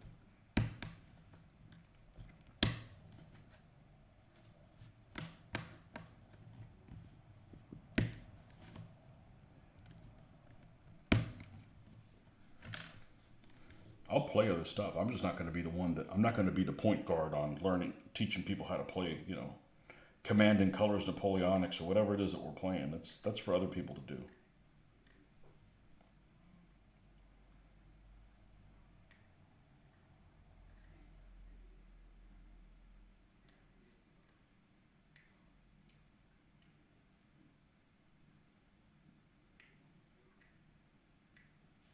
I'm going to this show in the end of April, or one of our 2 local shows, and I'm not even bringing any of my miniatures. I'm not playing what I normally would be playing. Just going to go hang out and not have any responsibilities.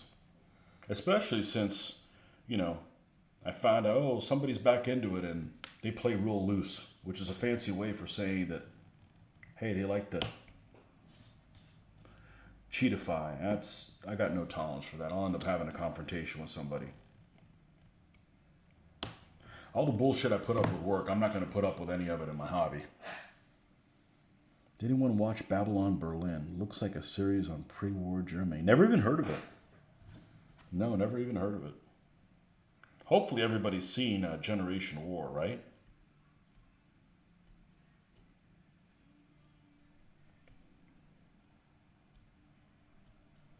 Generation War, The Forgotten Battle, and 1944. Some of the best stuff out there.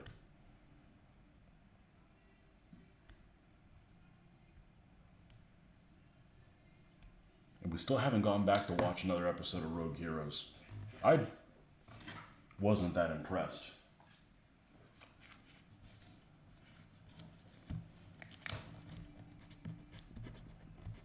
Wasn't that impressed actually makes it sound like you were impressed to some degree, so I wasn't impressed at all.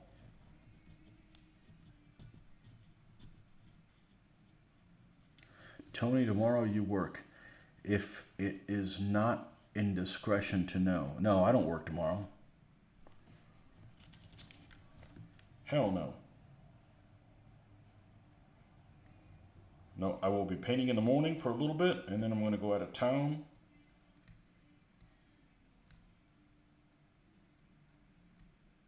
I'll be back on Sunday night. Opinions on Downfall. Definitely watch it. You know, it's great, except that, you know, it doesn't have the combat stuff. You know, I watch movies to see stuff like this in action, you know, and tactics. And I mean, that's why I watch things. You know, if I'm going to watch a war movie, that's what I want to see. You know, I don't give a two shits about Hitler, but I think he did a good job with it. You know.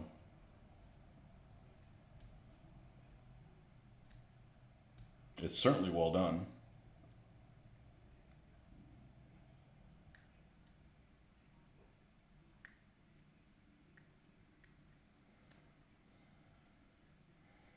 And he looks a lot better than Steven Berkoff when he played Hitler.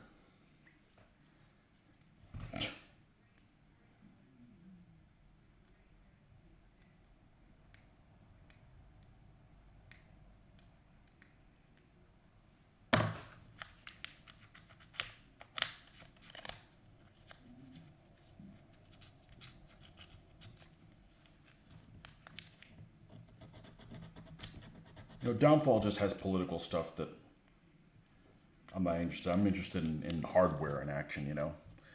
Said the dominant color for hunting shirts was a linen color or a brown color, so I think I'll go with several variants of linen and brown.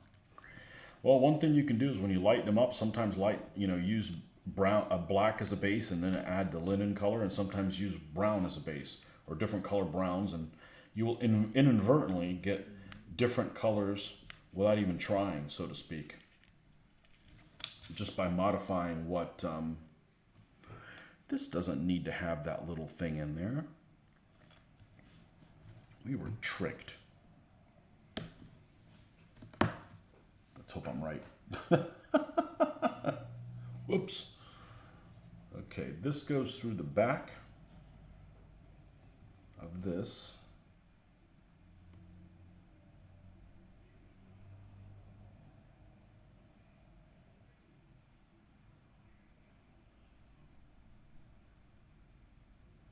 And we will not be drilling out the barrel of that. That's extreme. Okay, this sprue is dead. So let's just be done with that. Okay, the MG34 coax is piece 14. Yes, it is. Okay. Another prayer to the gods so this thing doesn't break.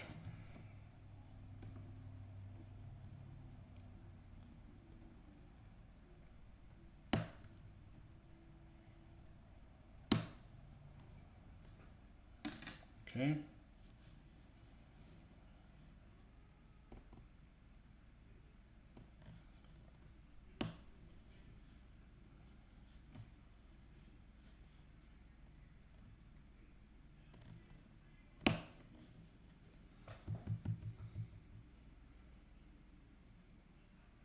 Looks like oh, nothing new. Yeah, if you haven't seen Downfall, definitely watch it.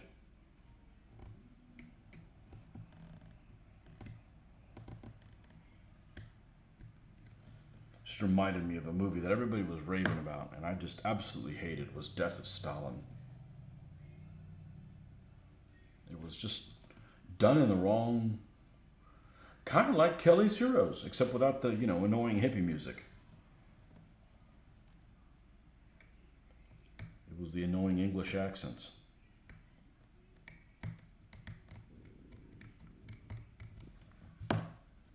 Everybody was raving about that movie. Oh, you're going to love it. You obviously don't know me.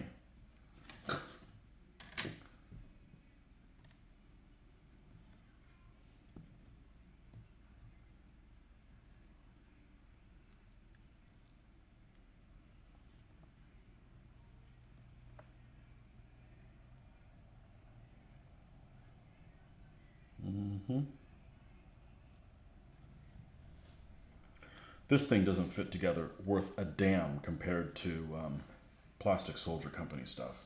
An S model.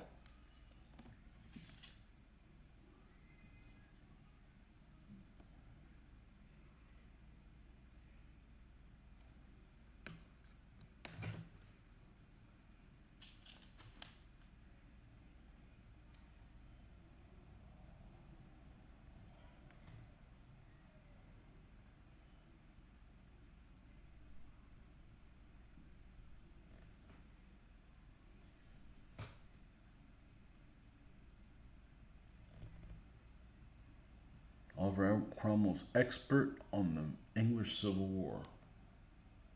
I don't know, are you? Maybe he's just an expert on getting hung, drawn, and quartered.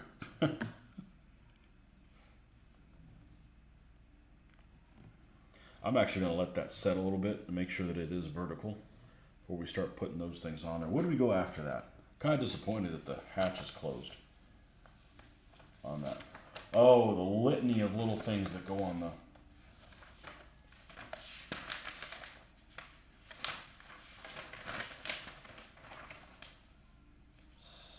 8, 9, 11.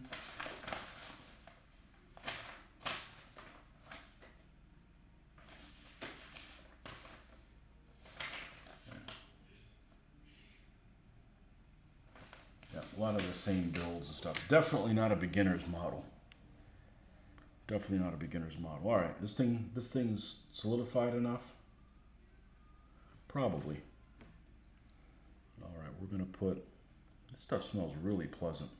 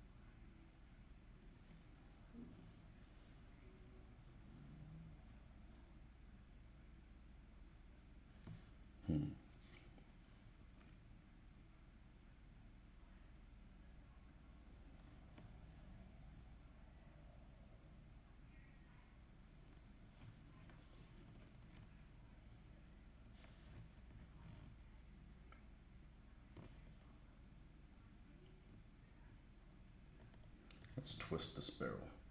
See if we get it come through. There we go.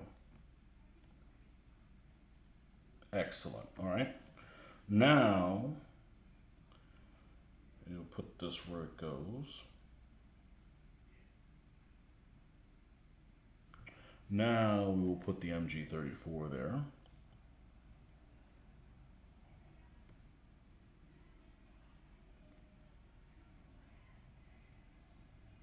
And that MG34 actually has a really good detail on it. Okay. That's the turret. You can seal the bottom of it.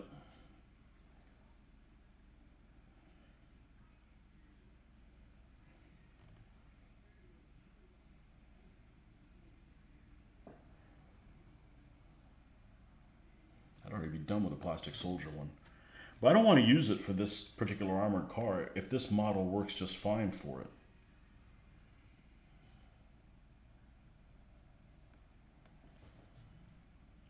They scale like perfectly, so that's kind of nice. And the details on this thing are probably more to scale than the exaggerated ones on Plastic Soldier Company one, but they're meant to be models and maybe a little bit more durable.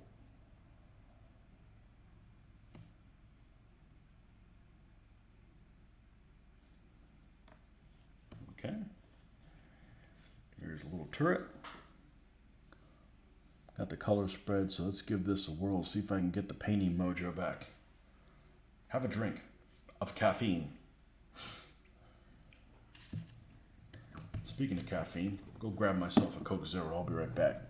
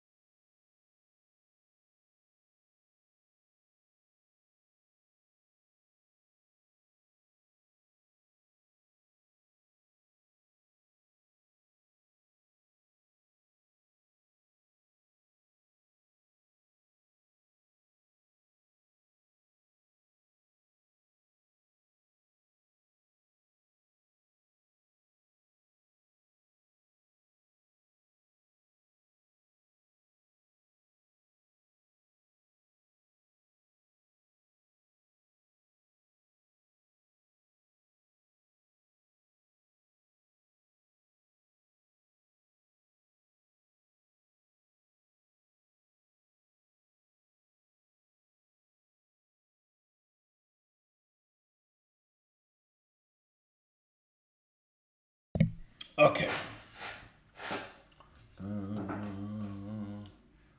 Pennsylvania, where Count Dracula.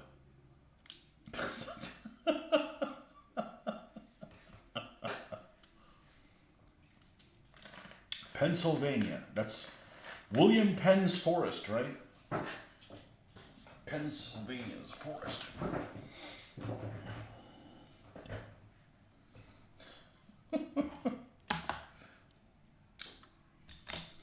No, that's the where there's Quakers and stuff up there. I remember the first time I saw them. There was like a couple. They must have been like 17 or 18 years old or whatever. They probably were already married. But anyways, that's their problem, not mine. They were all dressed up like, it was like 1700 or whatever. But they were wearing modern shoes. Kid had like a pair of Nike Airs or whatever. Of course, they were black, black with, I guess they had the white swoosh on them or whatever. But I just don't understand why they, well, that's their problem. You have whatever you can do whatever you want. I would not make a good,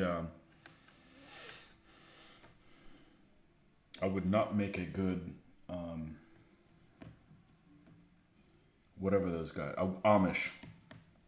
I know I said Quaker, but I don't know the difference.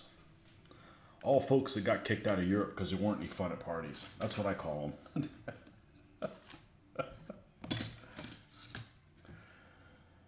Oh, man. Do they drink? Are they allowed to drink? I bet they can if they make their own stuff.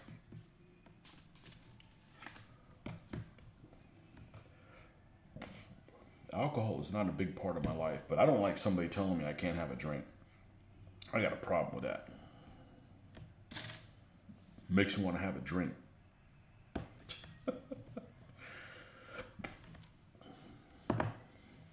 I don't like being told what to do because I behave better than the person that's telling me what not to do. Okay, now we can flex this a little bit. And this bastard goes right here. It's a good fit. It's not perfect. Like, it's not a pleasant building experience like it is with like an S model or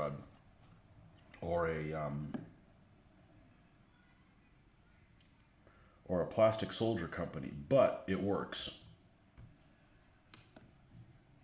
It works. We just drop this thing here, and because this is weld cement, we're able to flex it a little bit and get it where it needs to go. And just for good measure, we will go ahead and seal that all up, and we have a nice little unit. We'll do the same thing in this direction.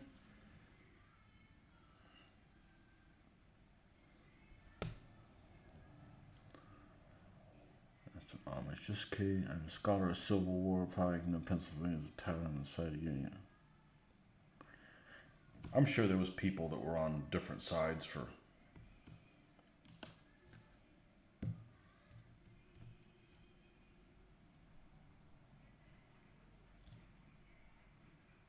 People always want to know. So what is it? Was it a war? Was it about slavery?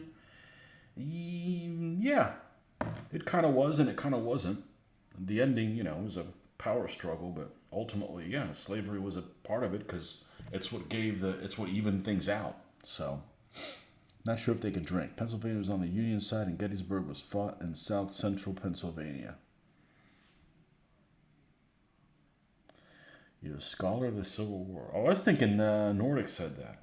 Why are people that are not from the U.S. interested in the American Civil War? I mean, seems kind of strange, but I don't care for that period. I don't care for the history. I don't care for American history. I don't care for the fashions or the weapons, especially the fashion. Man, and people you shouldn't have sideburns that are thicker than the hair on the top of your head. You know what I mean? It just looks weird.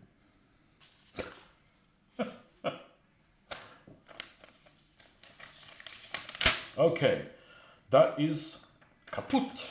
Done. All right. I remember encountering some issues when I was putting these pieces together on the other kit that they weren't described correctly. Oh, I know what I did. I made an executive decision, and it was a smart one. It has you put all these pieces on the fenders, and then it has you further along, and the other part of the instructions, wherever they happen to be. Somewhere in here, you put the fenders on afterwards. And if you do, here it is. And if you do that, because the side of the hull is tapered, okay, it's literally tapered. Well, you can see it. Here's one that's built. Okay, it's tapered like this. If you put these items here that sit on the fenders too far in, it's not going to fit on there, and you got a mess on your hands. And I actually predicted that that could be a possibility. Because, like many Russian kits, all these little items that go on the fenders don't have a spot marked out for them where they go. They just kind of say, just put them on there. And you have to kind of figure out what order to put them in. But there's not like little holes or something, guide points, or even etchings that tell you where each one of these things are. So if you put it too far to one side, it's not going to fit up against the hull. So that's why I'm like, nope, we're putting the fenders on before we put all this stuff on, and it was the right move.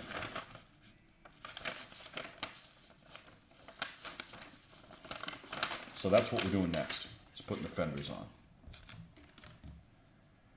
And you wouldn't know that unless, I think I just got lucky, honestly.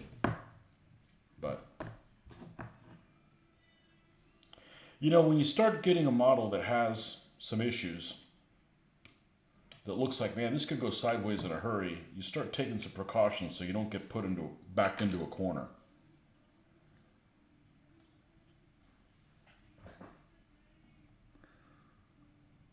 It is about states' rights and nothing more, nothing less. Right, and slavery was part of states' rights. So that's why I said indirectly it's about slavery.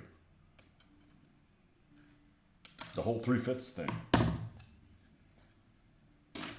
But, most people on the South didn't fight for slaves. They fought, probably because of honor. Most of the people in the South that fought weren't slave owners. So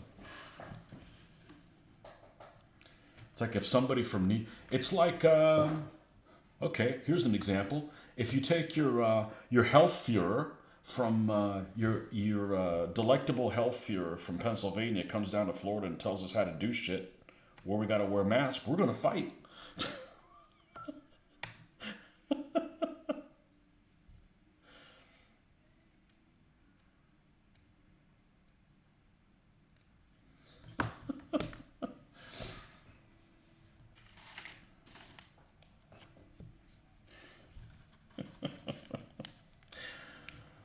Oh, man.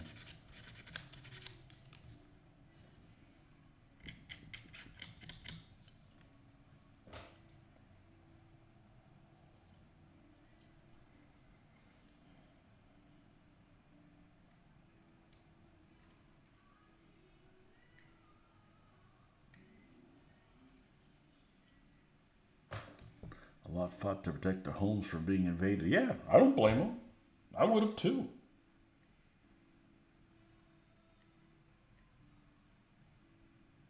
It's not like you can sit around and play World War II games. World War II hadn't been invented yet, so what else are you going to do? Go out and shoot you a Yankee.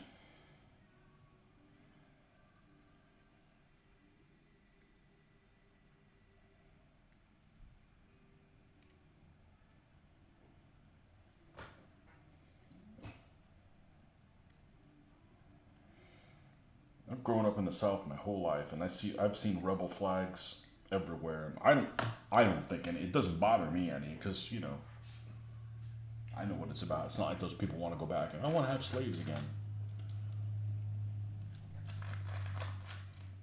But I've got pretty thick skin, so I mean, I don't have ants. That's not my people. My people have always worn shoes.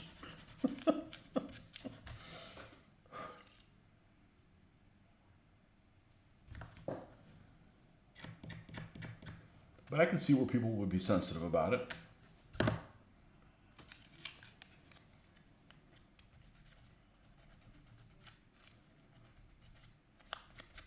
Just like I can see the swastika being banned in certain countries. It makes sense, you know. Not on plastic models, though. I mean,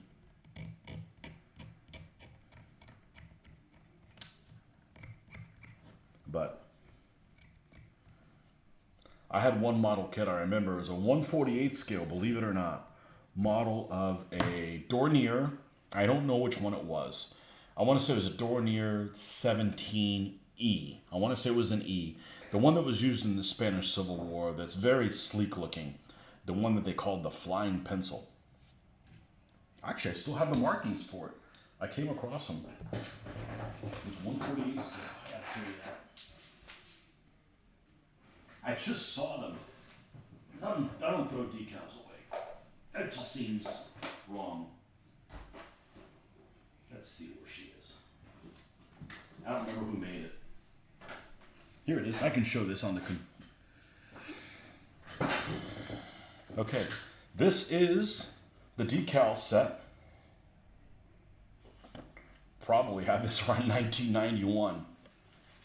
And here's the Spanish Civil Wars for the fascist side. What the hell is it called? The Republican and then the other side. I can't remember. Franco's side. Anyhow, there it is. Dornier EF. That's the model. It's 1/48 scale. I don't know who the hell made it, but really thin decals. But here's the, which actually I like how these look. Pretty cool. And I don't know what the hell these were, because it was a different, I don't know why they was locked off, but here it is. It comes with swastikas that you have to put together. So you're the Nazi, not the company that puts this out. But yeah, I've mentioned this several times, and I came across the decal. They're round, and you just put the two halves together, and that's the way they got around the being banned. Nationalist. Dude. Anyhow, you put them together. You're the Nazi. You're the one committing the problems. All right. So the whole state was not in favor of the Union. Oh, I'm sure there was people in there, especially if it was like towards the border area. All right, we got to get the hull of this one.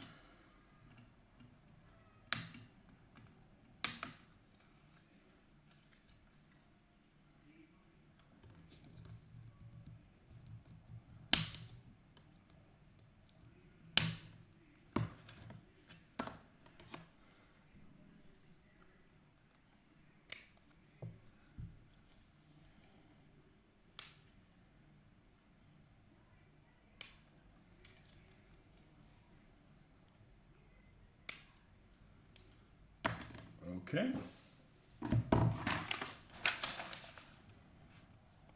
Do I see any reason I can't attach the front and the two together? I don't think so. All these pieces go on there. Yeah, we're going to attach these two together once we get these things cleaned up.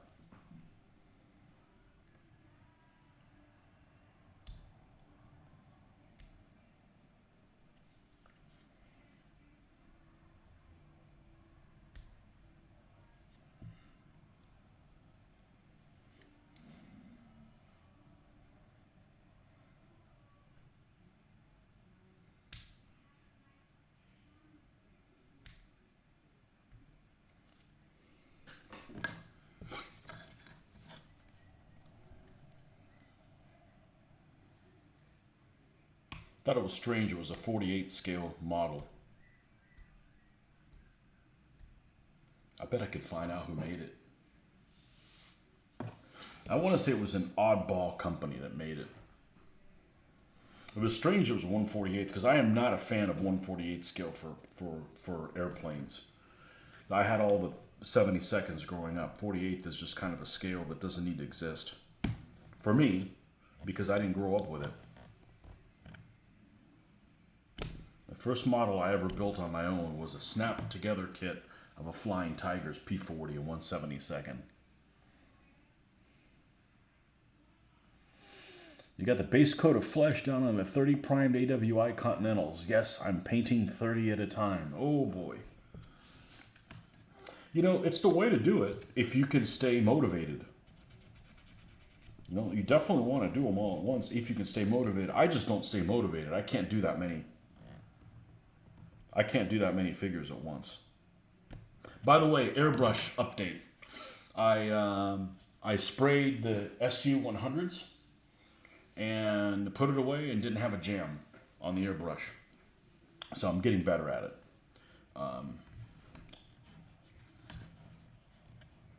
I just didn't. Here's how I want my airbrush experience to go, okay?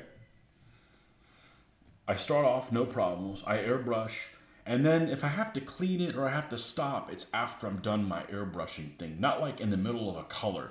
Like let's say I'm doing, priming, and then I don't get to finish priming. I have to stop and then jam it and then prime again and then jam it again. That's when it starts going sideways. I don't mind having to clean it every single time I use it. I plan on doing so. I've got enough of my own made up thinner to clean it, which is working okay. I think I need to get the hang of, okay, what pressure works better for this particular thing. I'm not using that many products, so it's not like I got to remember a lot of things. So I ran about 40 psi and opened it a little bit more. I didn't want a really thin flow for either the primer or the clear coat, and that seemed to work really well. So having a really positive experience so far. It's zero mess, and again, trying to get an idea, okay, I want to do this much, how many drops of paint do I drop in there? The biggest messy thing is using this stuff. This is like a dribble monster, trying to get only a couple things that always like dribbles out. So I'm just trying to be careful with that. But other than that, nothing else is a mess. So it's better than smelling all those carcinogens. You recommend Lysol all-purpose cleaner. Really cleans the airbrush out. No problems with the O-rings. It's not going to eat up the O-rings. I don't have any, but I tell you what, if I run into some problems, I'll try that. What airbrush do you have, by the way?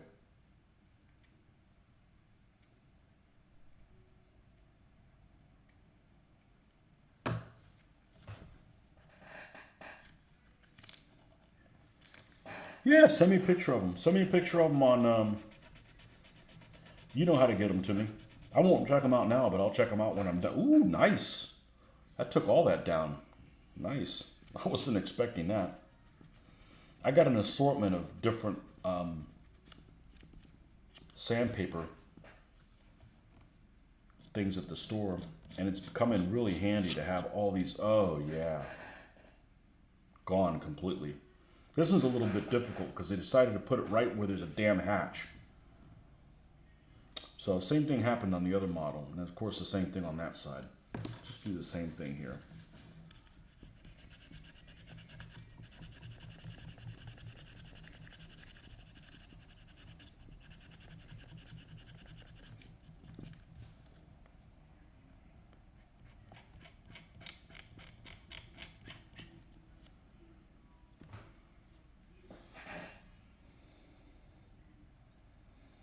You have an Iwata, okay? Dude, it's awesome. It's not that it's that awesome. It just works how every airbrush should work. That's exactly how it should work. I'm a pretty clean person as far as cleaning things. I mean, I know that other people make bigger messes, but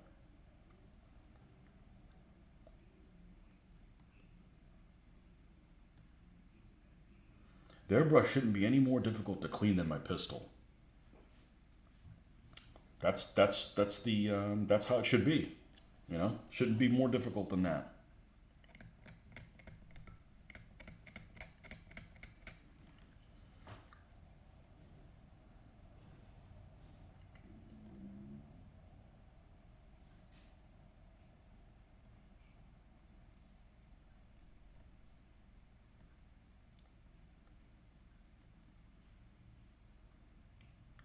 and stop. Let's attack this from the other angle.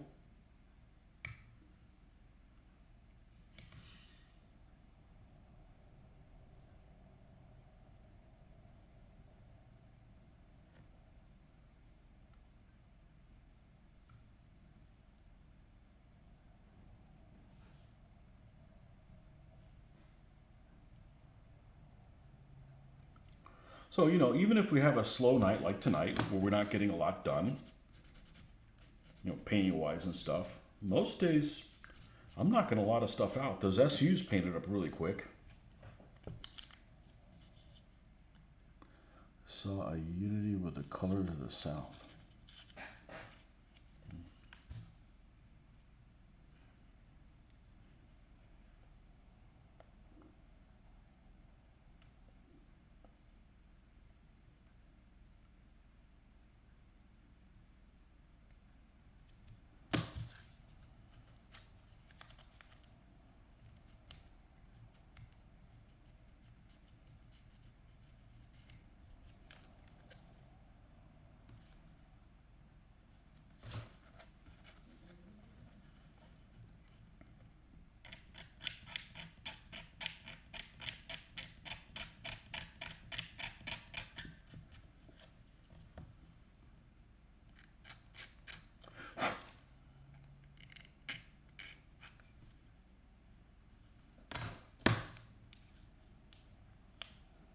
Now,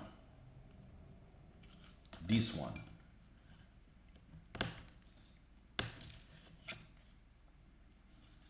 And this one.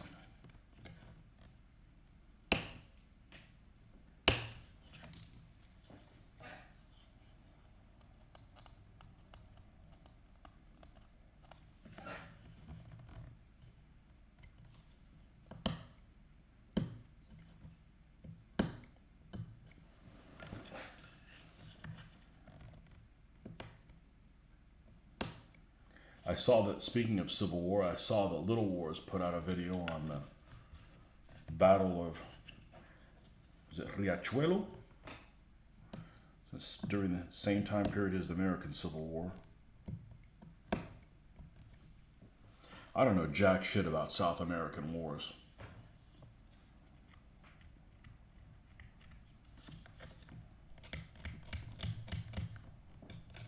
And I'm not particularly interested.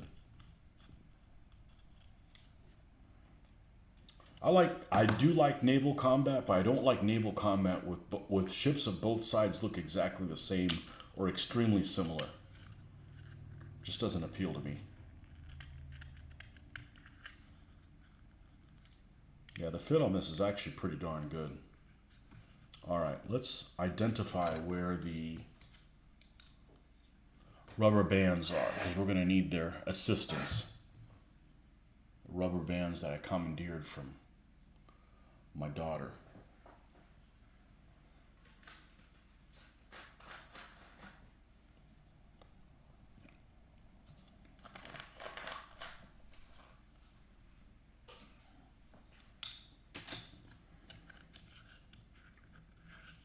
Any of you guys subscribe to any of the war game magazines? Miniature War Games, or what's the other one? Soldiers, something Soldiers and Strategy.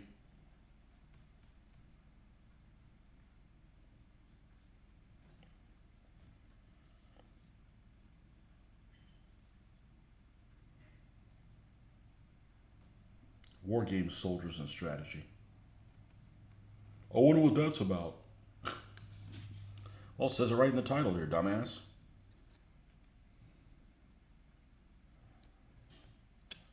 It's Dumas.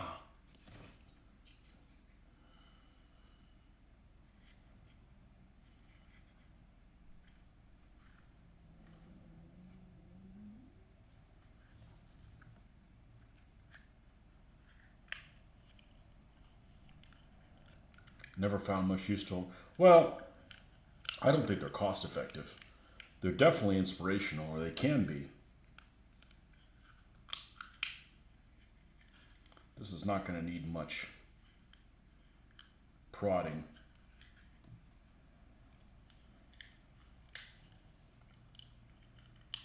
I think I still have some old issues of military war games that I got from someone. I didn't buy them. They're too expensive. They're too expensive, and they don't have enough material on a topic that you're interested in. Like maybe there's an article. It's like, man, it's really your jam about what it's about, but it's only like 3 pages, and the rest of it's about something you're not interested in.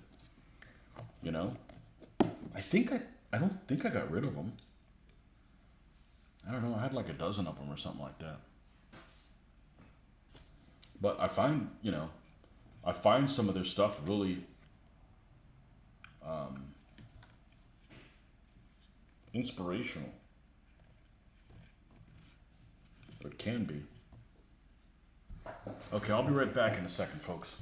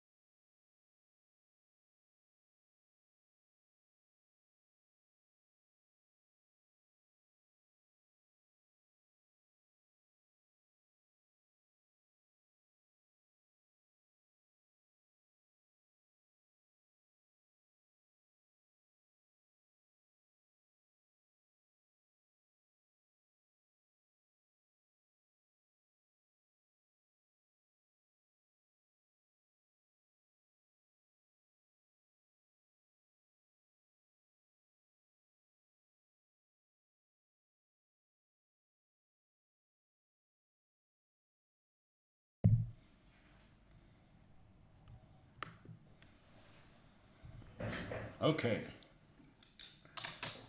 Back again. I bet this is dried now.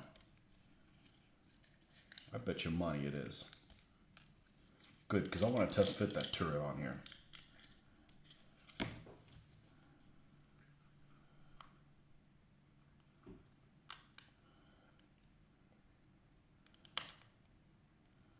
Well, that's too tight a fit for starters. So I am going to do what I love to do, which is to remove. See, can I set this on its head? I can. Just remove. Boy,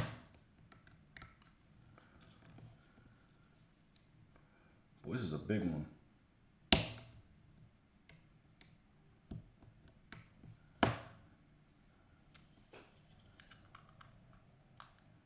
It's still pretty tight. That's funny because sometimes the bottom of these turrets are made with two pieces to go together, and if you don't get them right, it ends up being bigger, and then it doesn't fit in the hole. But here, this is a fixed size, so you would expect this to fit in there correctly. Okay, so it's got a little bit of a...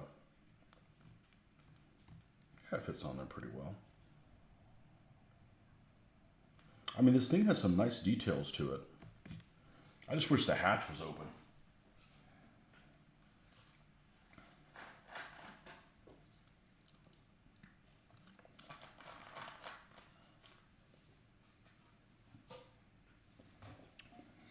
Okay. So this little happy guy's on there. Let's not jump to that yet. We're going to put the fender on. Let's go ahead and take this off so that we do not have something that could potentially get damaged. All right. They have these little access port doors and they face towards the front. So they're an angle and they're angled towards the front. So they fit like this. If I remember correctly, I was really worried about this fitting well, and it actually fit really well on the other model, on the 263.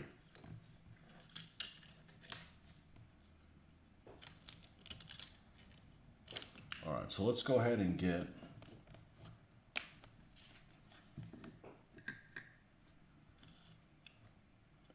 We're going to go across here. We're going to go up over to this and going to go down. All right.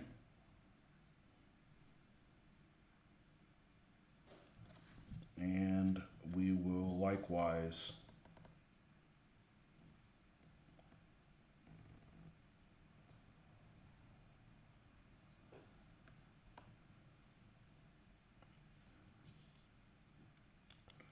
do the other side.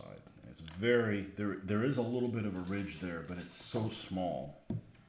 But if I remember correctly, the other side actually went on pretty easy, which I was baffled. I took a look at that and I'm like, oh, this is going to be a nightmare.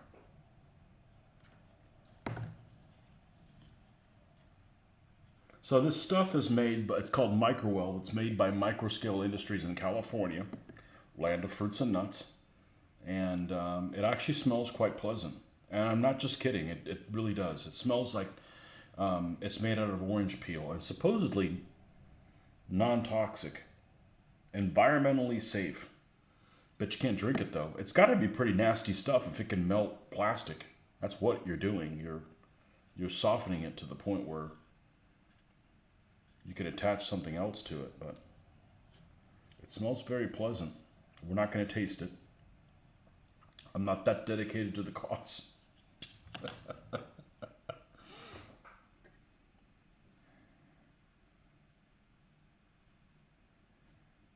We go up here, come down, go across, and do the same thing here.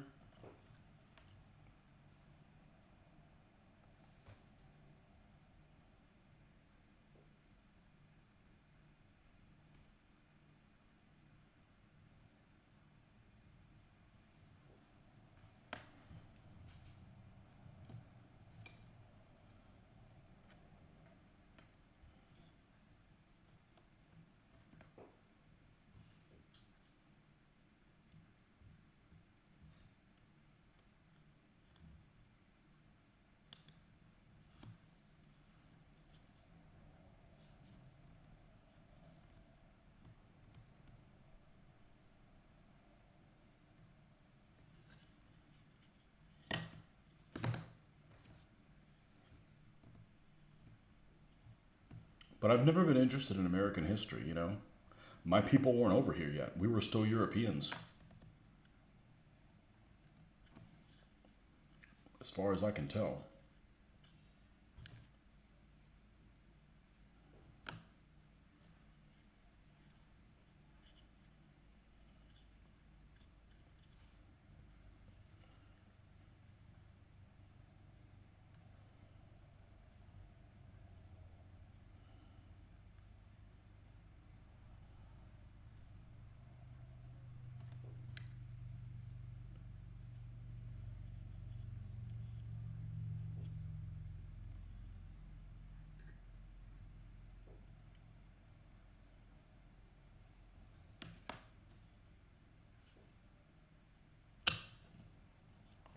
And don't squeeze it that hard.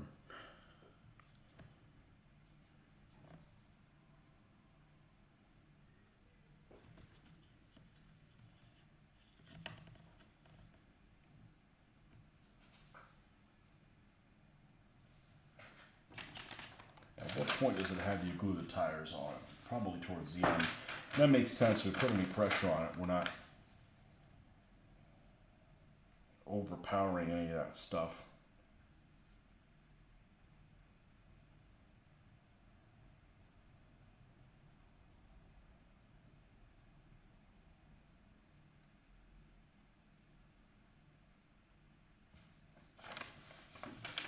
Actually, this one has a pretty good drawing of where all the pieces are.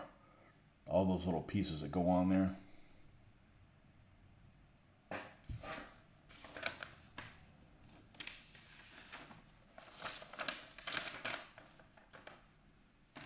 We can compare it to this. So I think what I did last time was I just picked one side or the other and cut out all of the pieces that go on that particular side. And I think we're going to do the same thing. That worked pretty well. Let's get rid of the 2 rubber bands. Probably won't need to sand anything. These pieces are very, very small. And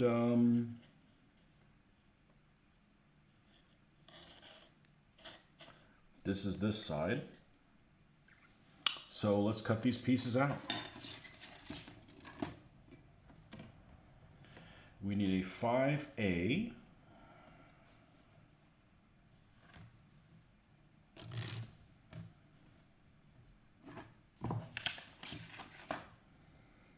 This is the F. That is the C.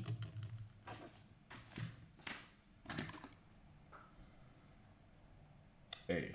So there's an A, a C, and an F. How strange. How very strange. Okay, so 5. Here it is.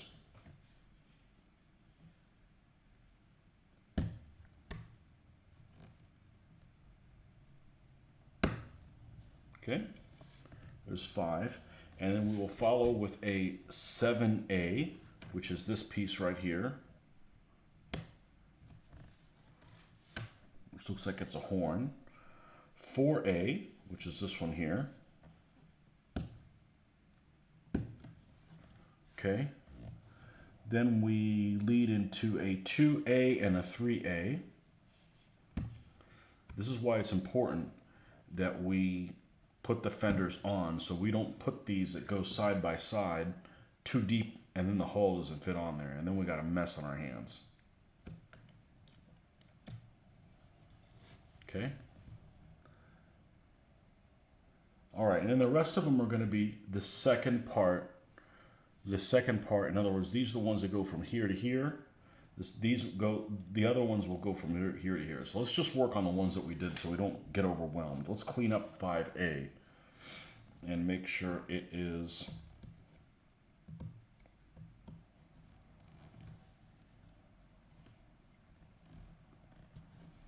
trimmed up.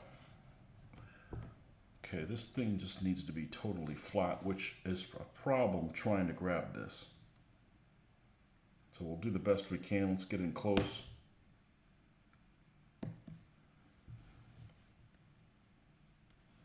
And then see if we can get closer. Kevin, welcome back. Man, I haven't seen you in a while.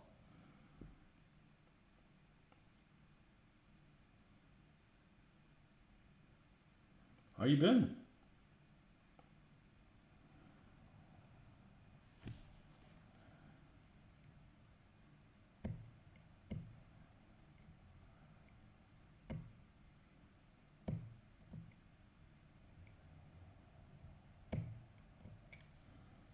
Okay, that should be good enough because you're not going to really see all that stuff. Then 4A is next, which is this guy right here.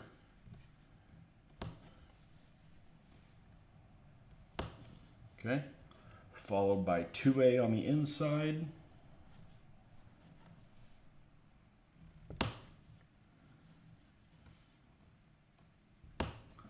And 3A on the outside.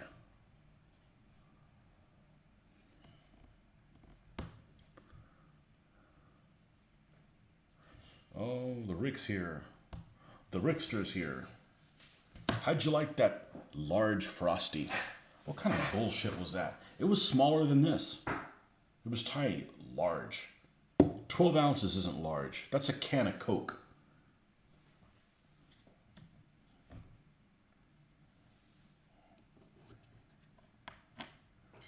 And I don't know how drive-thrus are in your part of the world, Rick. They're absolutely terrible here. I rarely go to one. I just found myself in a position where I needed to get to one. And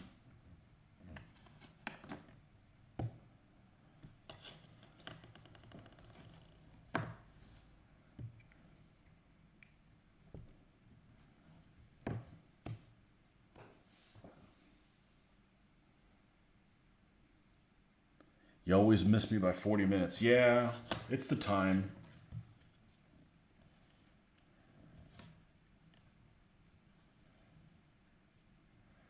Does this have a front and a bottom or not really?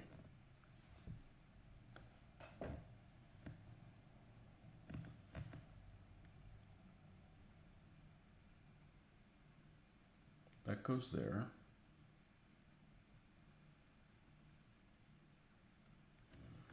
Okay, and then we have a horn. Let's go ahead and put the horn in there. Which way does it fit? This way. Let's get a little bit more sustenance to that.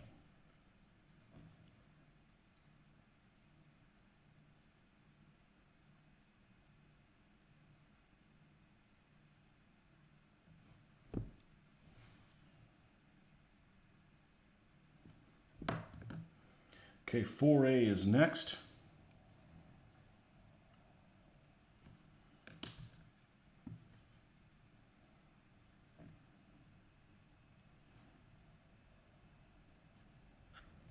Yeah, if you push that too far in, this fender won't fit on there.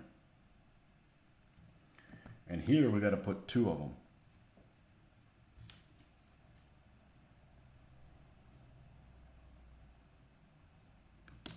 Let's spread these out a little bit more. We got the real estate to do that.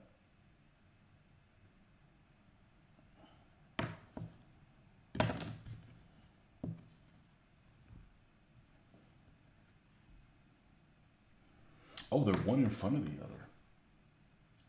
Oh, see, they ought to be a little bit more clear about that shit. Although I'm sure there's probably field modifications of all that stuff. A little bit that I moved up, I'm gonna move it back because it's different if they're one in front of each other. Where's this thing go? Yeah. We need to move this back. Okay, there's no locators or anything on here.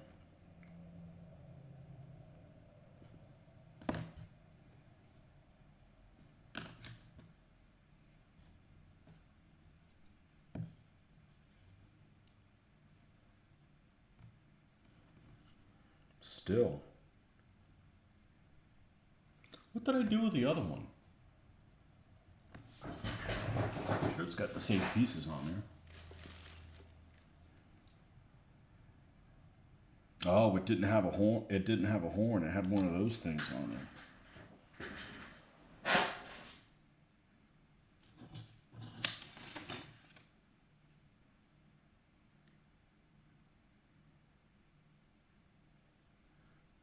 Maybe I assembled this one wrong.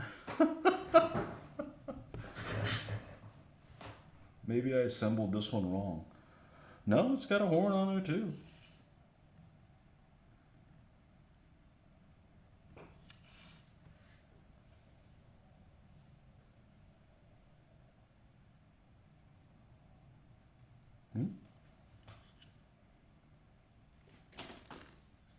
Hey, keep it down over there.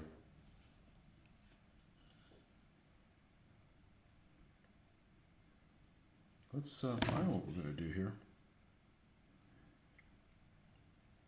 Let's go ahead and move the location of this guy over to here. Now we can scooch this over to there. It's welded in place. Let's take this one.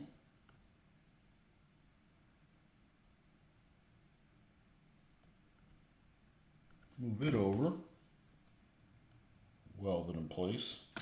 And take the one on the back. And now it fits. Welded in place. Okay. It's 4 little boxes.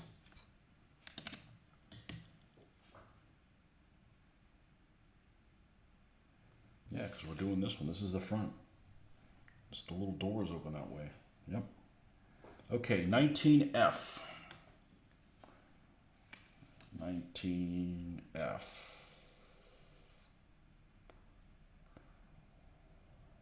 19F. This is, oh, not gonna find it on the A. I just figured, okay, it's a piece to put on there. Why the hell wouldn't it be, why wouldn't it be the same color?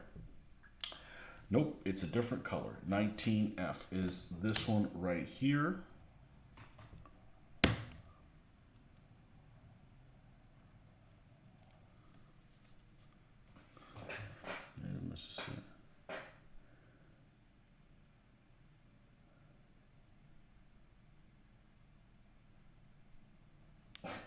You know, using a blender is really similar to using an airbrush. It's a lot more difficult to use than you think. If it's a suction type airbrush, it's the same thing. You get everything going right, and then the suction isn't right, so it just sits there and spins, and it's not doing what it's supposed to do. It's really quite annoying. 19F goes here. Okay. Then we have 2A, back to A. Here's 2. Okay.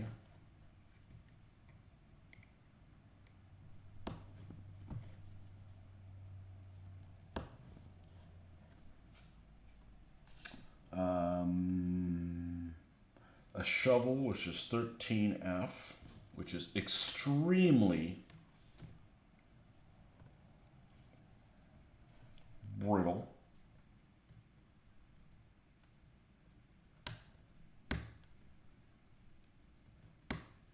Okay, excellent. And 6F, which is this little fire extinguisher.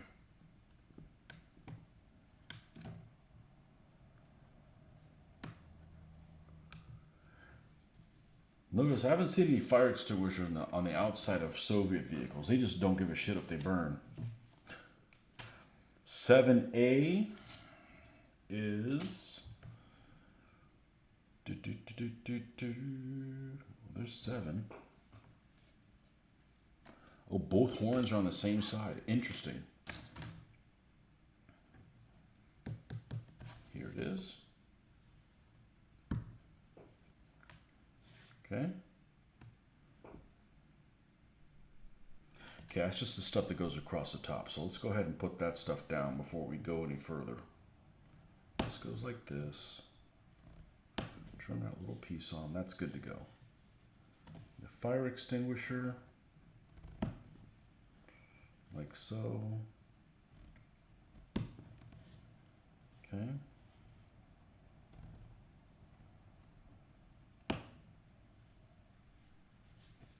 That's pretty good. All right, let's put these things on here. Where we start? 19F over here.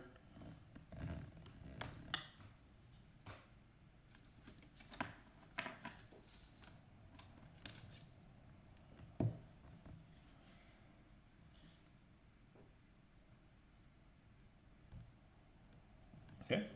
Who's up next? 2A?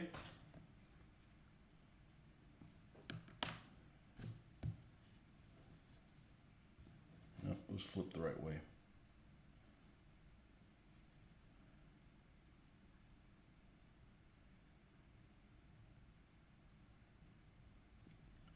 Strange is wanting to move. Let's weld that joker down. Okay. Then we have the fire extinguisher goes on the inside.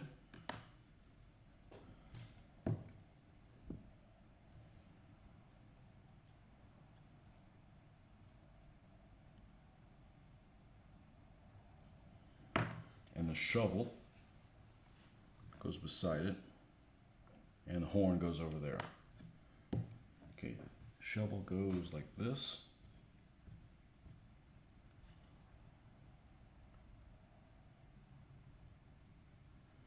And the horn goes on the inside.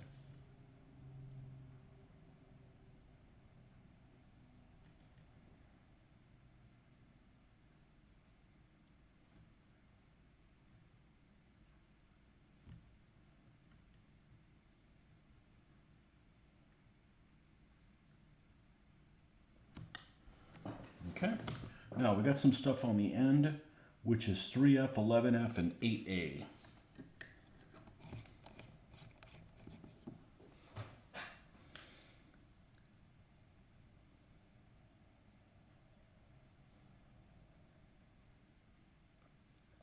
All HO scale, AFX.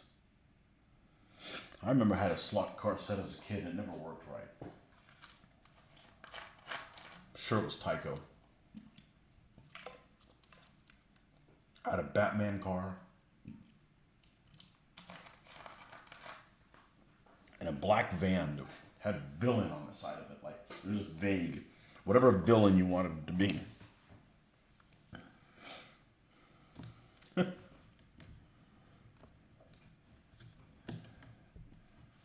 course, at that time, the only time you got to see Spider-Man was on Electric Company. There were no Spider-Man movies or anything like that.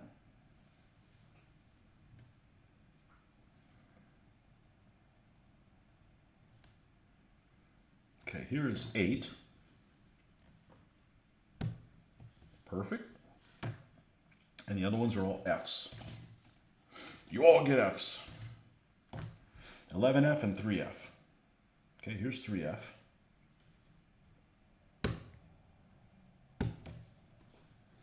And 11F is this one.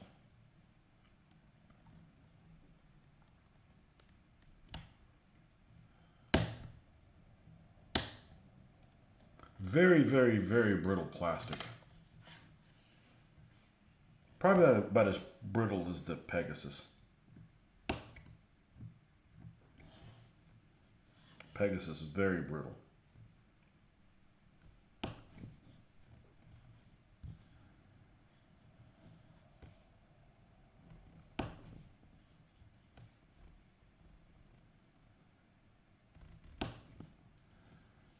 Okay. This one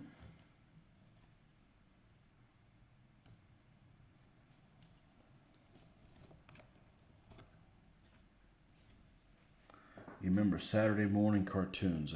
No, they didn't have them. I don't think they had them on. I don't think they had Spider-Man. They might have had one of the other ones when I was around, but you might have had it on earlier when you saw it, and they took it down by the time I saw it.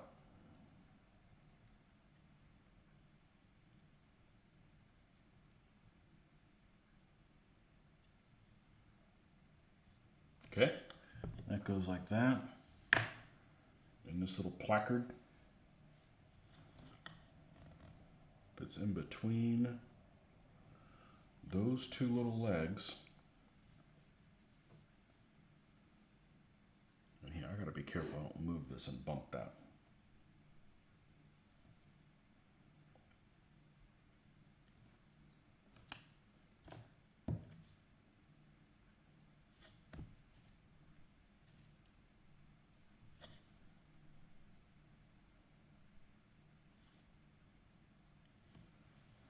That little placard goes there.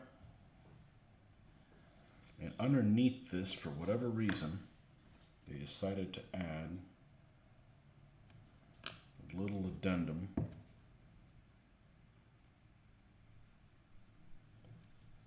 Which is the bottom of this.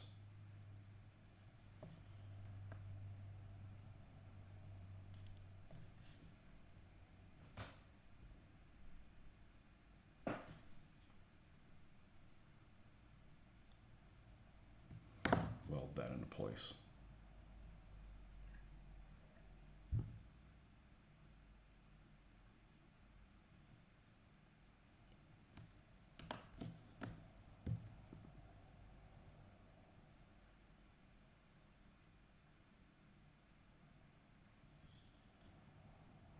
Okay. We're done with one side.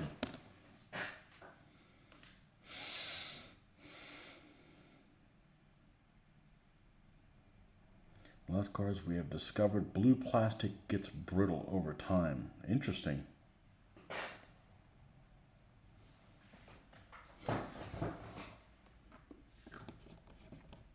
So what's the static? What's the tactic with slot cars? You got to hold the gas down, and when the turn's coming up, let off of it, and then so you're basically doing this at the correct time. I assume that there's something to it. You just don't turn them on and go, hope for the best.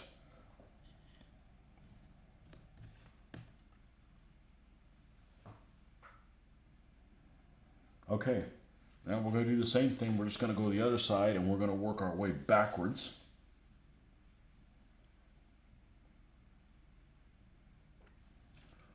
Across here.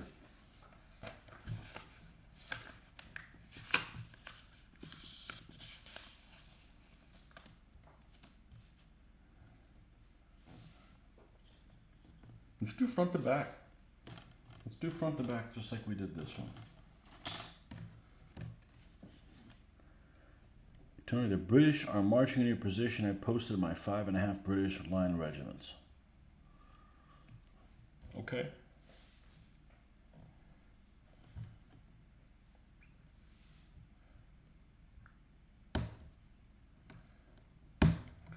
My position.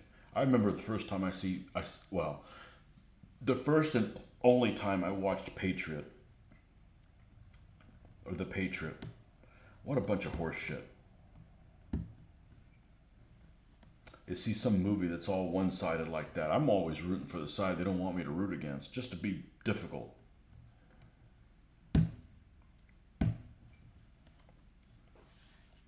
don't really remember anything about it, but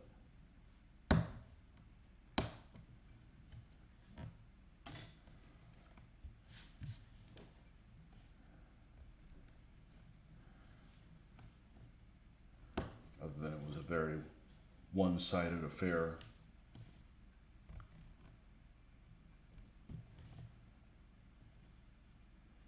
The way it was portrayed.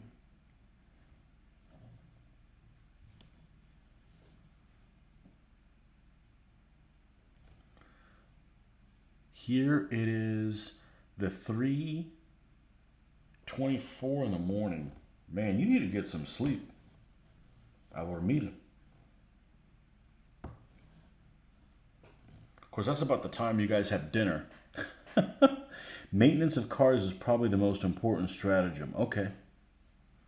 Well, they're electric, I would imagine. And they're on a track, so you can't move at all. I don't know. I'm sure there's more to it otherwise than I envision. Otherwise, why would anybody do that? Have you guys seen the... I know I've brought this up before. I haven't watched him in a long time. The best YouTube channel out there, in my opinion, one of the best YouTube channels out there, is the guy who does the Hot Wheels racing. And he just builds a track, and he lets them go, and he announces everything like it's a real race, and it's a freaking hoot. I haven't watched him in a long time. I particularly like his Demolition Derby ones. But that is a talented guy that spends way too much time on that, because those videos he does have heavy, heavy, heavy editing. And as someone who's edited videos before, that is a pain in the ass and very time consuming. 3D Bot Maker.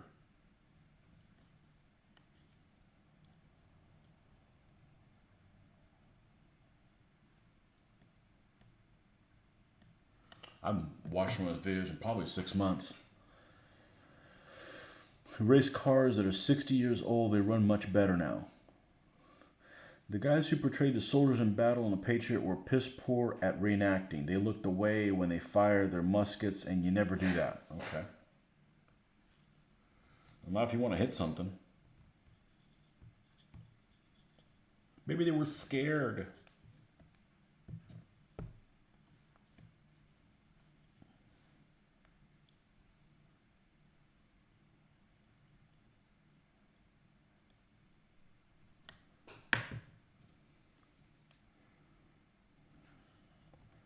It's got to be weird. Go to battle, and then if you're a casualty, it's just, a random number generator if the bullet decides to come over to you.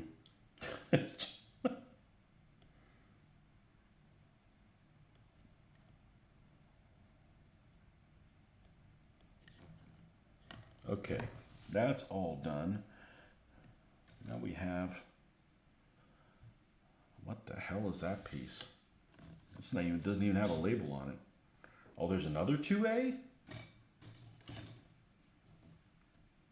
Well, it's not there. It's not there. One of these actually had, yep, there it is. One of these actually, I think, had an error in it. And I remember it from the last instructions, but I forgot what the error was. There's a 2A. Then a piece that has no numbering. I don't see it here, so maybe it's this shaped. Yep, it's this thing, whatever the hell it is. It's number 5. It's not labeled. Has no label next to it.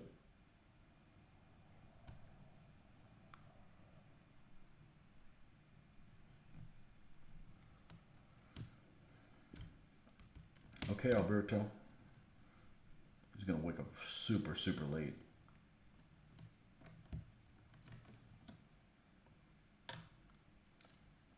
I remember when I used to stay up that late. And the next morning you wake up like a freaking 11 o'clock. The whole day was gone. It really suck on a Sunday. You're like, oh man, I gotta go to work soon. Okay, this is the piece that goes over there.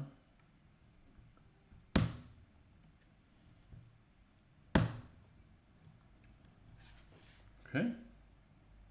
Ah, there's a no-tech light. I knew I'd encounter one of those soon. 22A, here she is.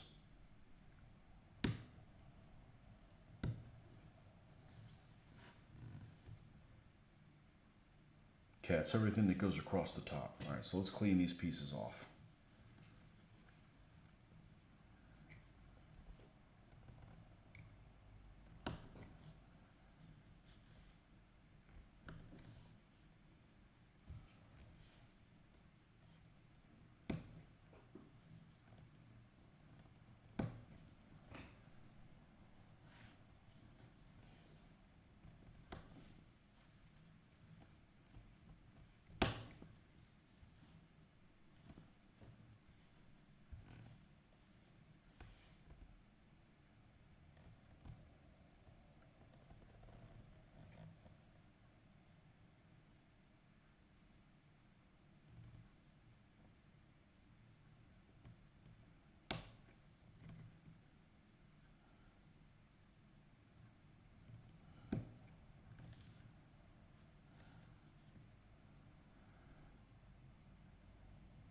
Okay, I think that's all the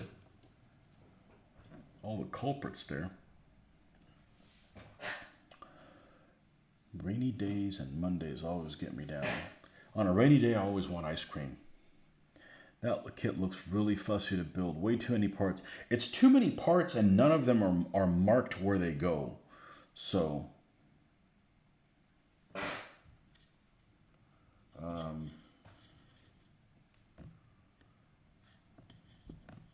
that is not, that's what makes it not pleasant. It's okay for me, but yeah, you definitely have to be patient. Most people would just be F this.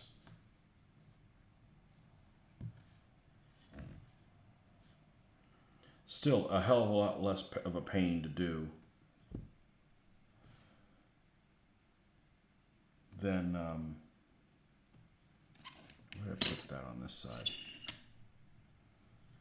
Well, it goes in a different place. Less of a pain in the butt to do than if this was a white metal kit. This is one that I had to improvise where it went on the other one. Now I remember.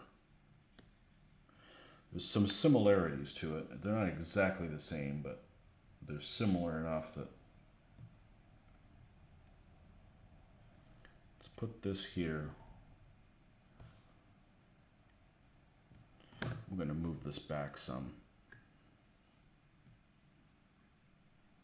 Because it looks like this piece that's not labeled and the other one sits side by side, and I don't think they can.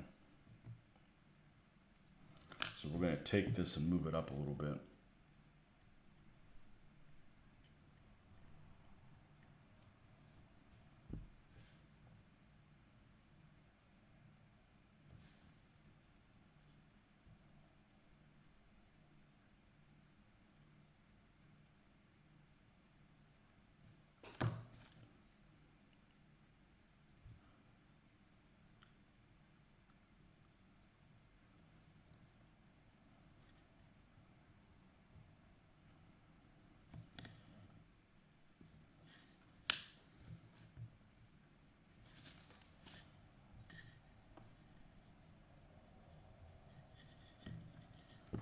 Alberto lives in a town where, if you've watched that movie, 10 a.m. in the future. If you watch that movie, Vantage Point, with Dennis Quaid, where that plaza is at the very beginning of the movie, well, where the incident happens in the movie. I'm not going to spoil it for you. I don't know if it'll be your kind of movie. It's my kind of movie. I like those kind of movies a lot. But it takes place in a town where he currently resides.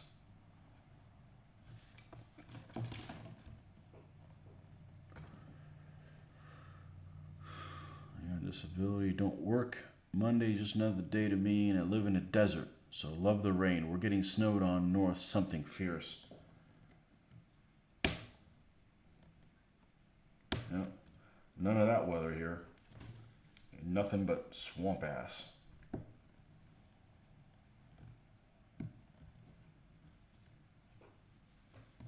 You live in a desert, and the first thing I thought of was Sam Kinison. That's all I'm gonna say.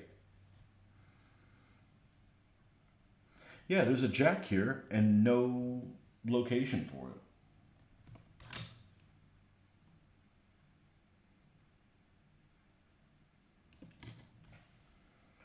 Well, I don't mind having extra jacks because they come in handy. He gets one of these.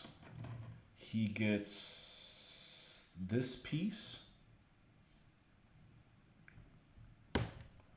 and this one. All right.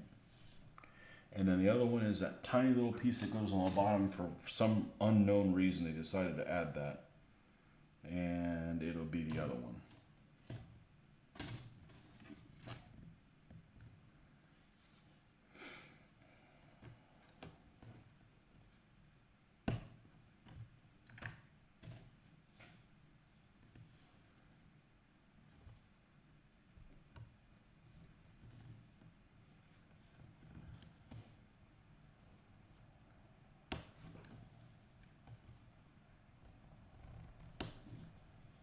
Okay, and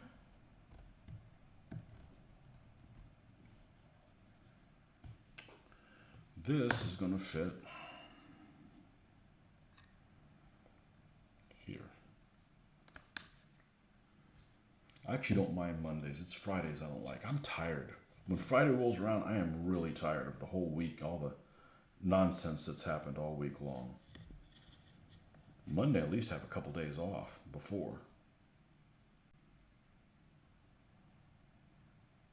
And it's game night. Unfortunately, game night's on Monday. It's not exactly the most convenient thing. Especially because Mondays tend to be real busy.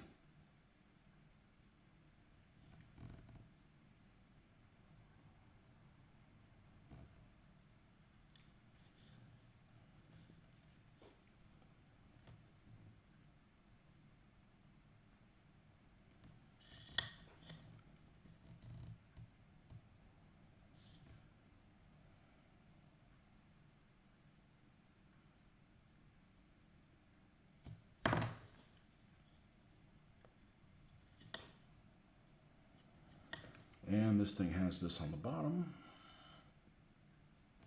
like so.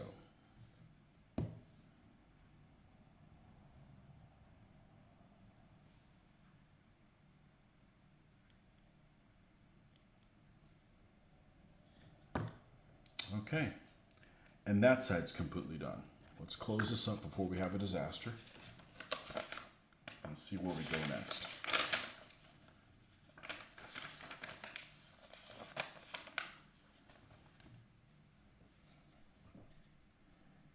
Yeah, this is another thing that you definitely want to put this on before you put the sides, these individual lights. If you don't put those on beforehand, you're not going to be able to fit the fender where it needs to go.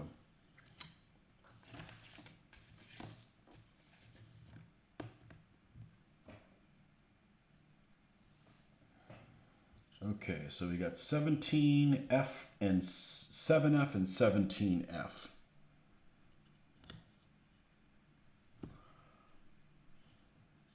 I'm actually going to refer to this to see where the hell I stuck them. Okay, this one actually has a couple little holes. Does this one have little holes? It does not. Okay, I think I'm going to have to drill holes for it. I think that's what I did. I don't remember. It was quite a little while ago for them to where they fit.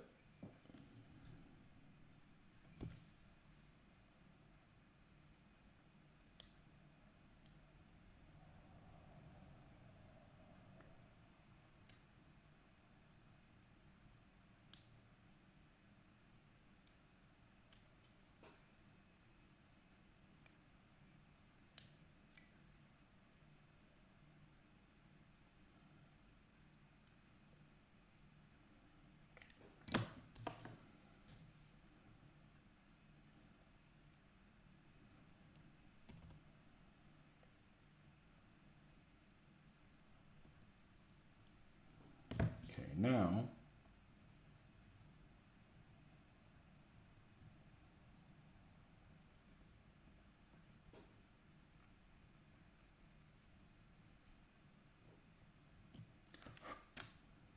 I'm telling you, this is they're okay, but they are not for the weary. I could see some, you give this to a 12-year-old, they're gonna hate you.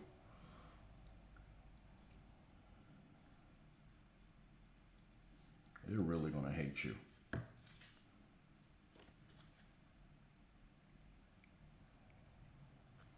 I remember the first time when I was younger, I saw a vacuform kit, and I'm like, what kind of a sadist would have to create a vacuform kit?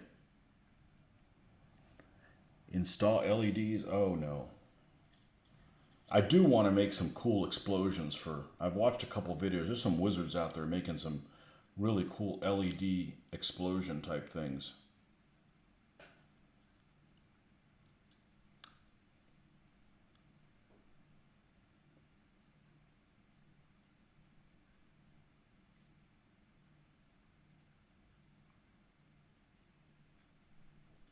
Okay, that goes in. Now, are they close on both sides? They're pretty darn close.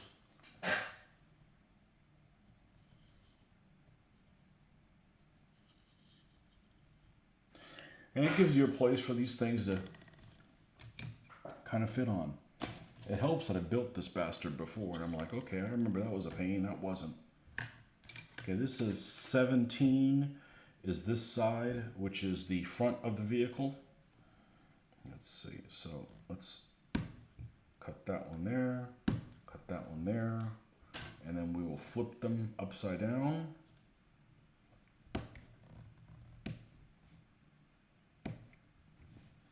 One of these, you can't sand it. There's nothing to hold on to while you sand it. So you just gotta just give your best effort, and hopefully that's good enough. All right. Now we're gonna put it here. And we're gonna put this one here. Let's keep that active for a second. This is, we can't do this without tweezers. You make a big old mess.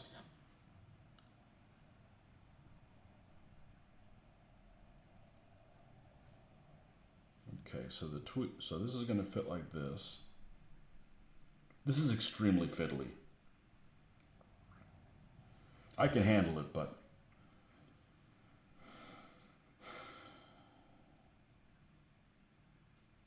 it's very fiddly.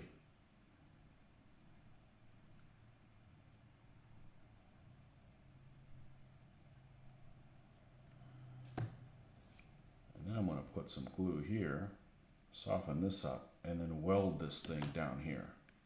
But we want to get it at the right angle.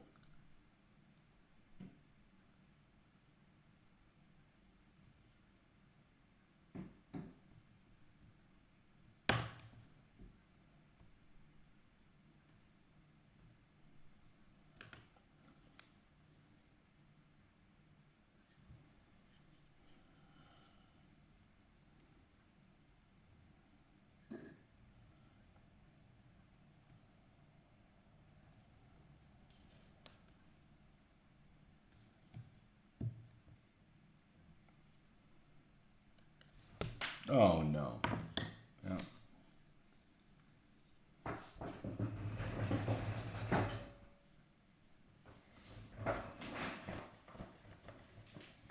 Should be right here.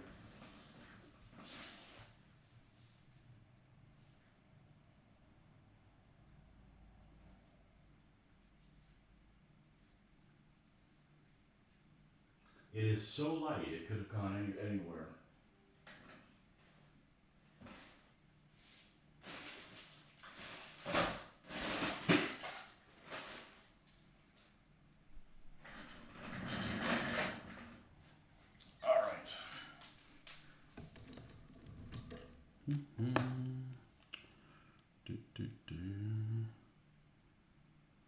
Nope, nope, nope, nope, nope, nope, nope, nope, nope, nope, nope. Okay, let's go ahead and, are you sure? Yes. Okay, we're going to freeze that because we're going to use this as a camera. As a flashlight, sorry. And we will find this thing. Knowing what color it is a big help. And if I don't have one, well, we can probably, there it is.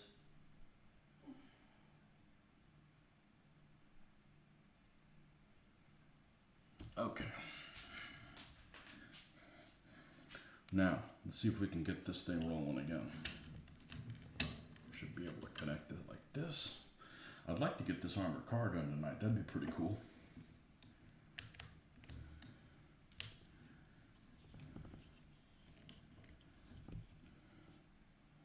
All right, let's turn the flashlight off. And let's go ahead and turn the camera back on, and it should find it immediately, and it does. Okay, perfect.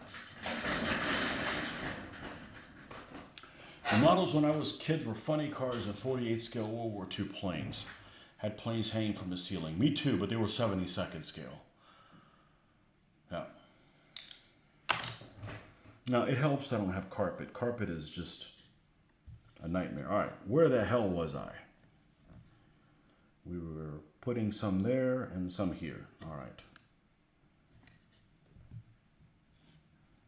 I'm pretty careful, so if this shit's happening to me, you know it's happening to somebody else. It's because the back of it is round that I need to get some of these tweezers that are rubber. See, this fucker's trying to jump out of my hand again. All right, well, screw you. We won't use you then. We'll use them for adjustment, but... Oh no, did we lose a piece back here? Yep, something's getting welded wrong. Go away. Man, it's like babysitting things. All right. Let's put this where it goes, like that. Got it. All right. And then let's just push this into place where it is. And then just give it a little bit of...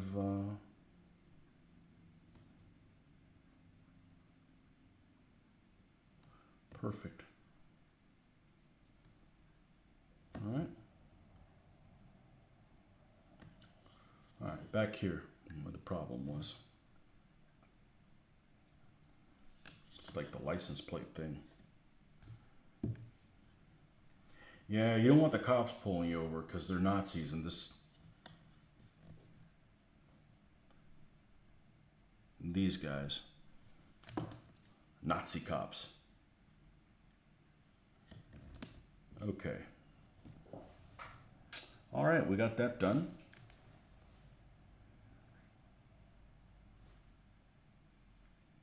We have this that's an abortion to do.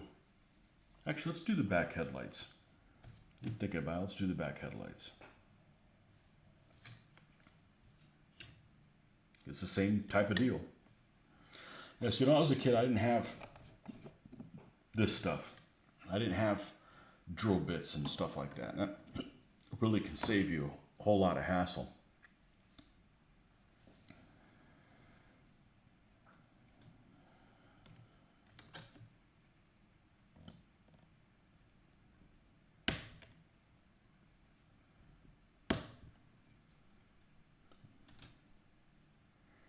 Oh, we left the rear ones off.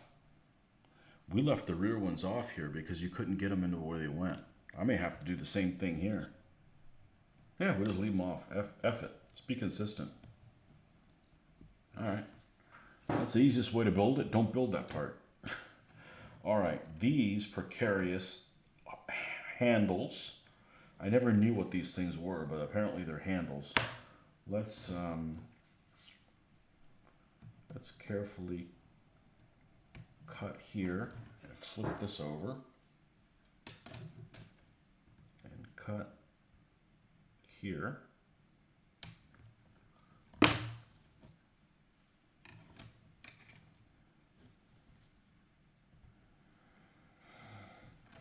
Now, there's just nothing supporting it, so let's carefully cut there, okay, and carefully cut there, and then flip over like this, and carefully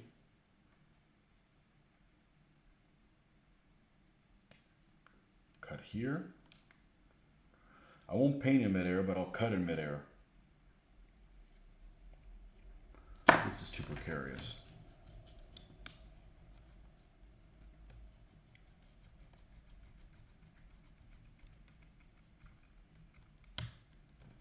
Perfect.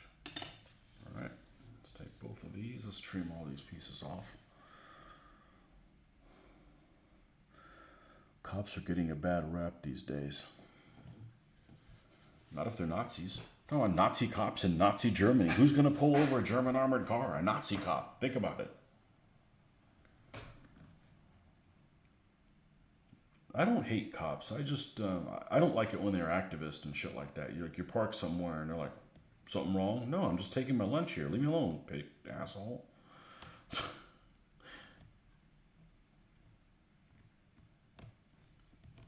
We have too many cops here for the crime, so always got to be like.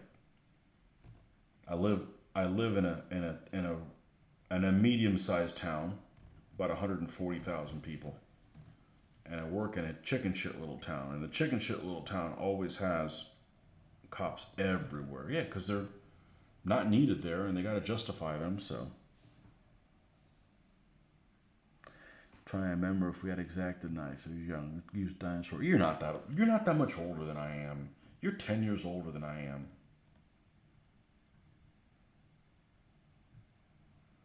10, maybe 12, maybe. You're not that old. Or shit, maybe I'm old. I don't feel old. I never feel old. There's stuff that just isn't worth doing anymore, but I'm not like, I feel so old. No.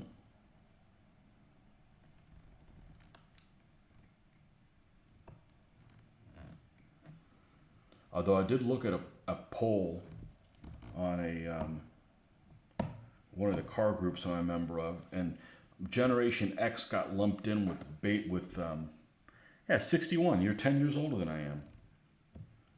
I should be your age. And the reason I say that is because I have a sister that's 14 years older than me. So I was an accident. I should have been born when you were born.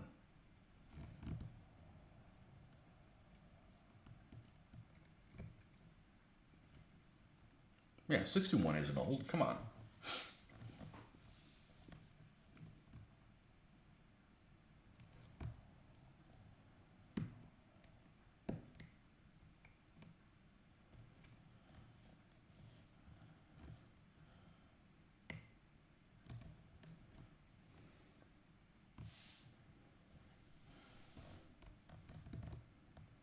But I was on this, there was a poll, and Generation X got lumped in the same category as boomers. I'm like, what the hell? No, boomers are like retired. I don't get to be retired yet. I hope I get to be retired one day. Certainly got lots of stuff to do.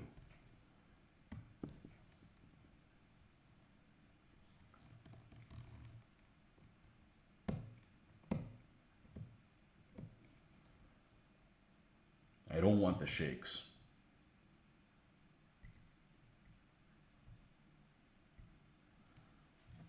People that get the shakes. No, I ain't got time for that.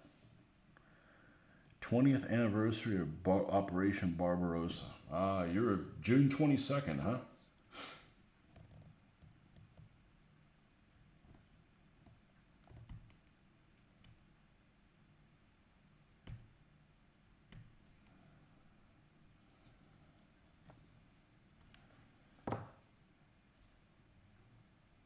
Okay, this one goes towards the front. This thing is a beast to try to get in the right location.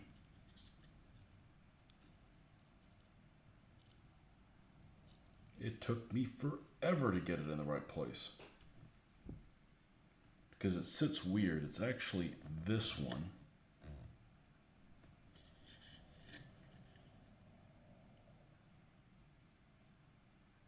I had to see how I did this one. It was a nightmare. Okay, yeah, it fits underneath, right there, and there. It took me forever to figure out where it went. All right, here goes. Here goes everything.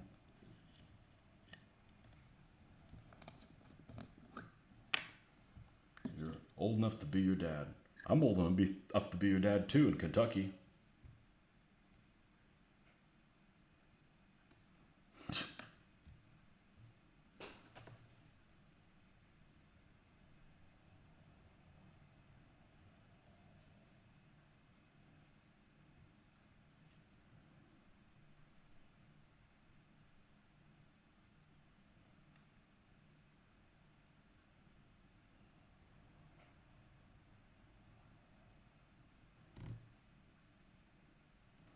This thing sits like this.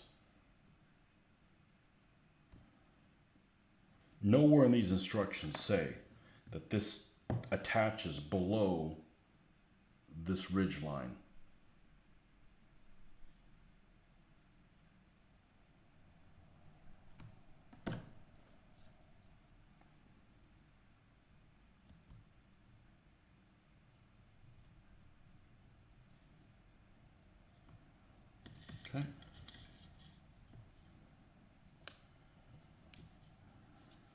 do the same thing over here on this side.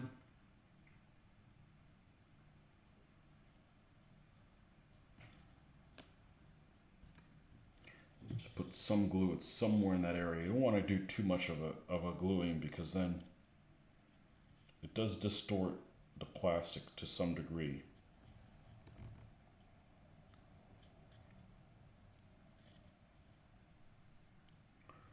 But you need to have some kind of adhesion there.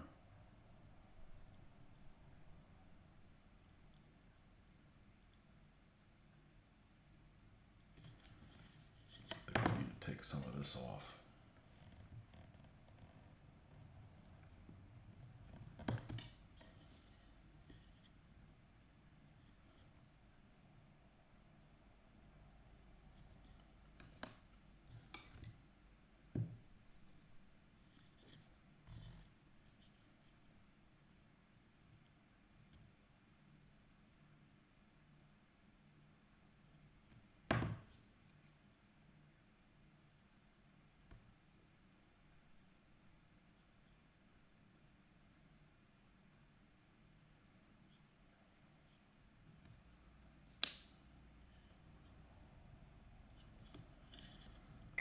That was a hell of a lot easier to glue on there than the last time I did that.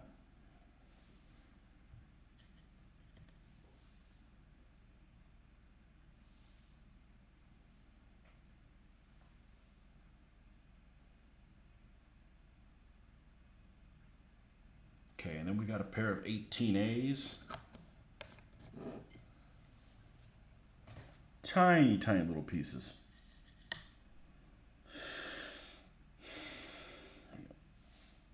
GF9 instructions are similar. Not as many pieces though.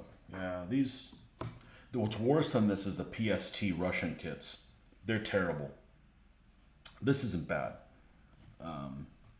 Those are just terrible.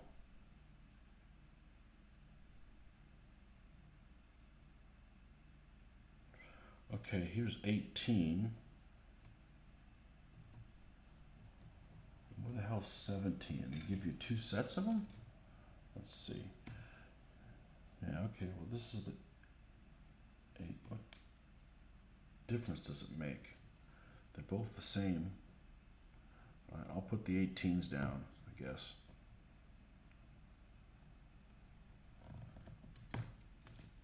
These pieces are tiny.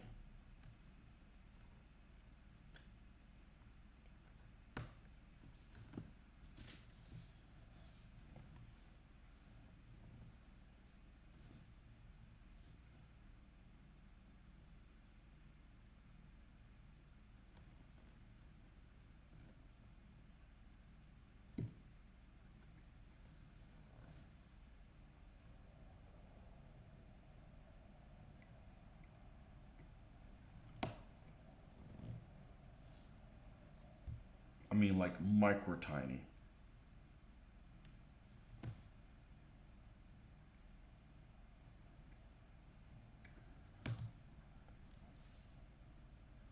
And they supposedly fit on the frontmost hole here. So that's where we're going to put them.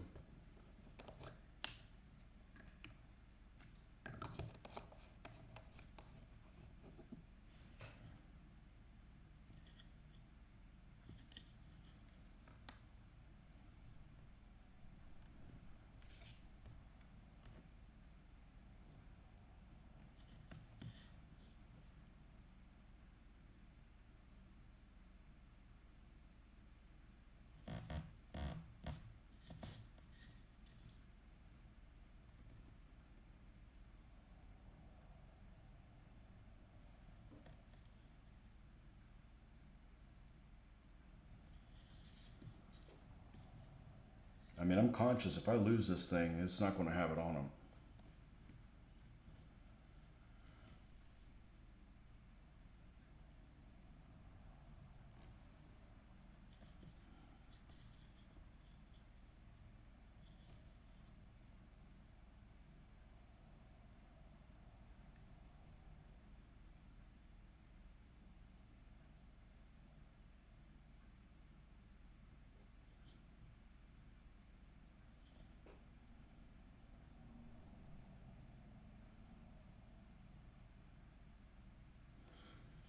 Okay, some jackassery putting that on there.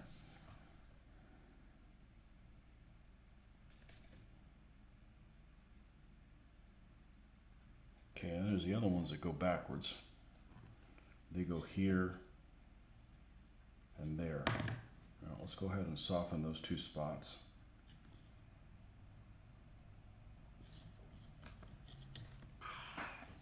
I don't even know why I'm putting these pieces on there. You wouldn't even know that they're there.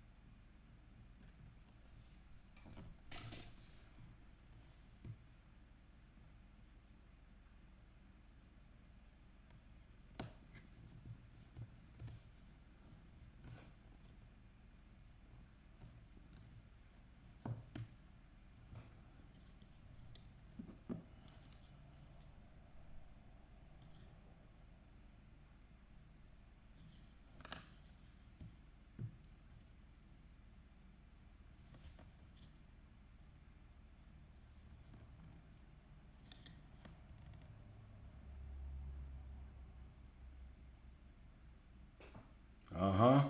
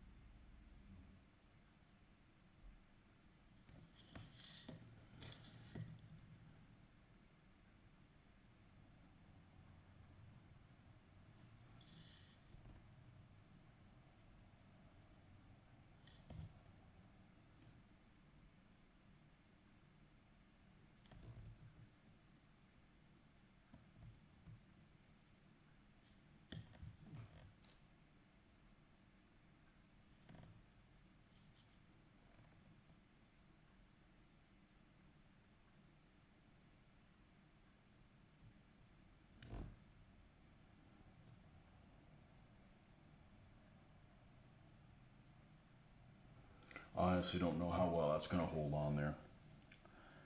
But, you know, I tried.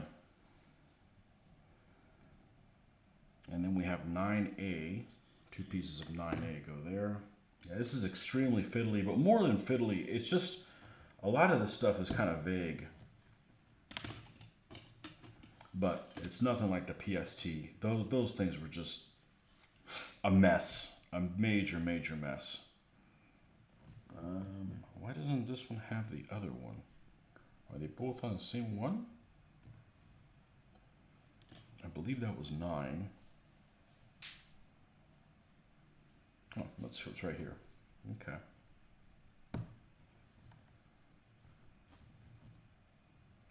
It's going to be one of those, I'm going to have to be really careful dry brushing or I can knock that stuff off and never find it.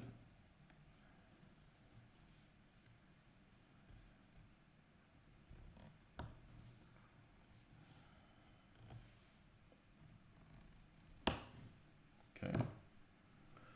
And these two are going to fit there and there.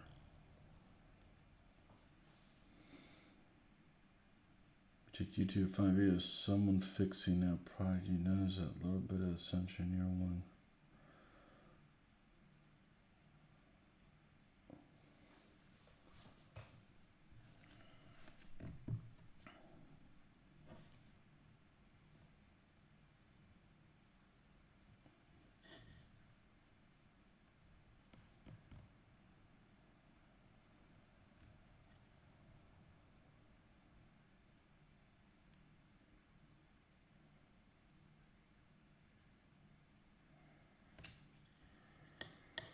what the hell that's supposed to attach, but there it is.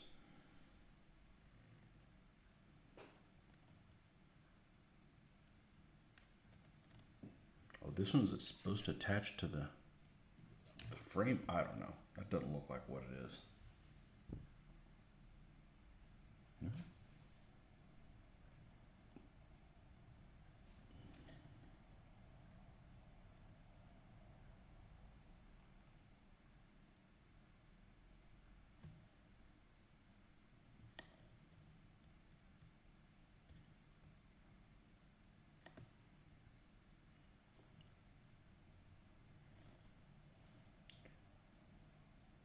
You imagine building like 8 or 9 of these damn vehicles, all like this. Be like, man, I know what I'm doing the next year.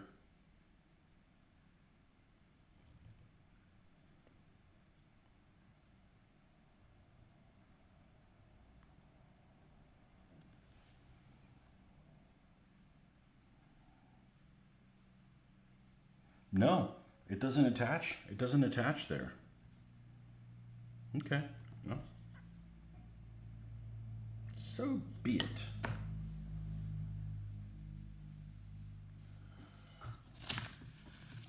Let's close this up before we have a problem.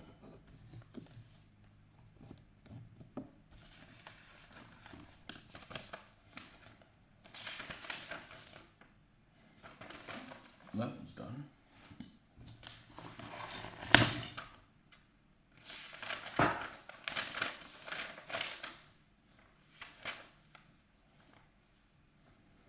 Now we supposedly attach the wheels. Okay.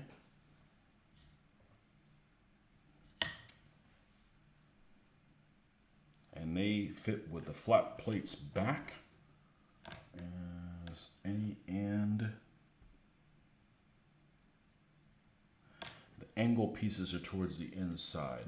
Okay, so they fit like this. Oh, and they fit towards the angle pieces on the inside because the chassis, oh geez, this almost fits in there without glue.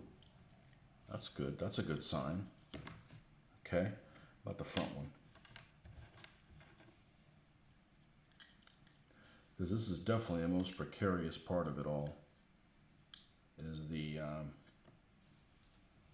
putting the wheels on. All right. Here we go.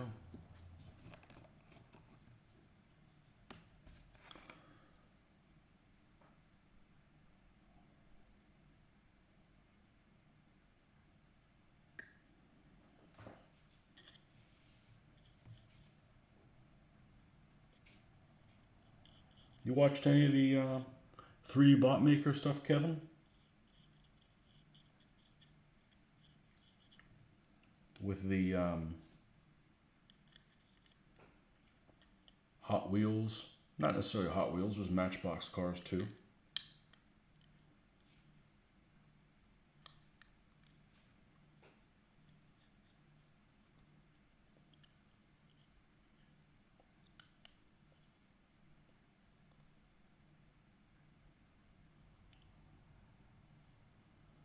Yeah, this is super finicky.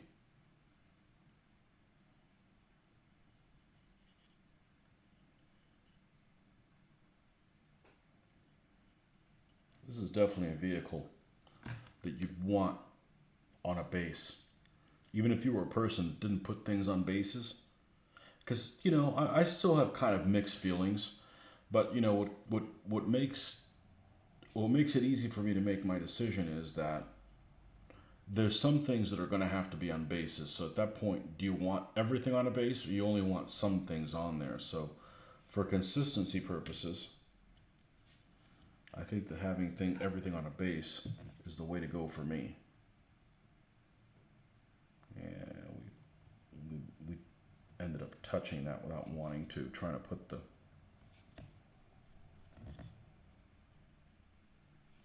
I just felt something fell off. What fell off? This?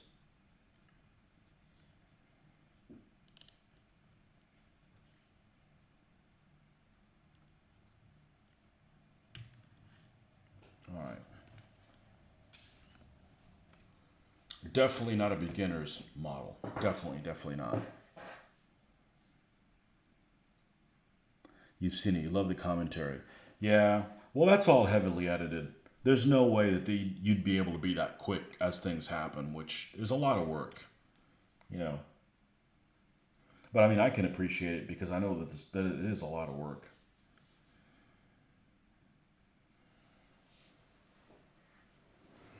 Okay, so here, let's go ahead and put this turret on.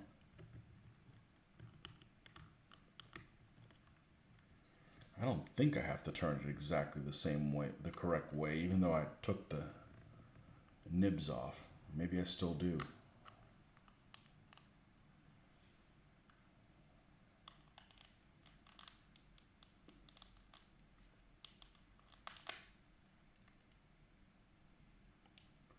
Oh, that gets in the way. Well, might just take it off. Okay, so the trick to this is you gotta have this that rotates freely from this, otherwise you're not going to be able to turn the turret. So the question is, if I look at the Plastic Soldier Company, would I be better off just doing the entire Plastic Soldier Company roof on it for that? And let's see how they do this, if they give you a clue.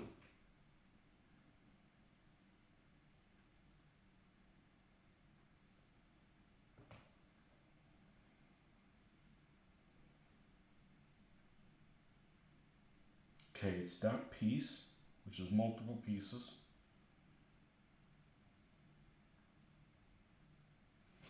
And then the same back. This back one is two separate pieces. Let me cut this one out and try to use the Plastic Soldier Company one. It's going to be a lot more durable. And boy, cutting this off is going to be like a prayer.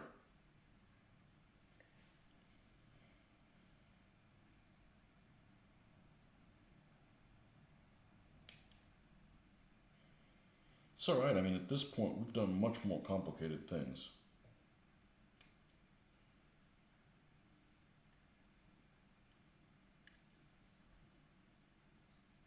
Like a spider. Yeah, and this one has that already attached on there. So I think this is going to be more durable if it works. Now, the kicker, of course, is going to be, does it have the right footprint for it? Because this is fixed. Let's just lay it on top of it and see if it has a similar footprint.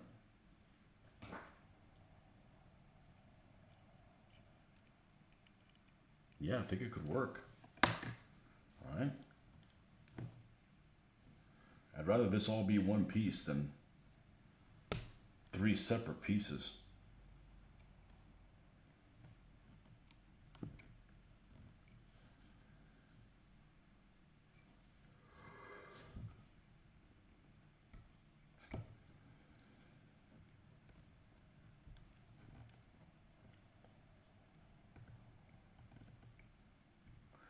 This is definitely something that, in my opinion, would probably be okay to be photo etched. Of course, the problem with photo etch is then I got to use glues I don't really care for.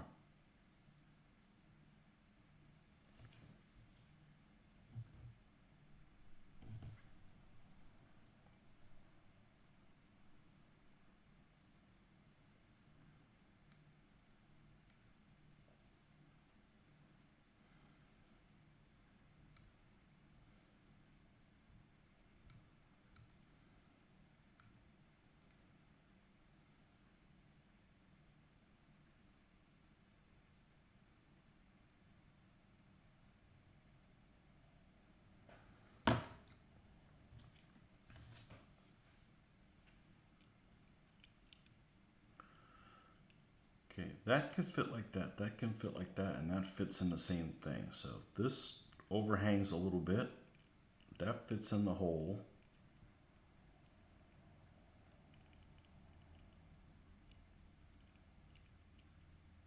Yeah, I think it's pretty close.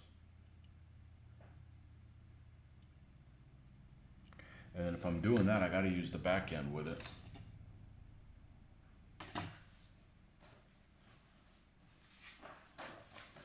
Which is the piece that's on the same one that the radio car one is. Not there.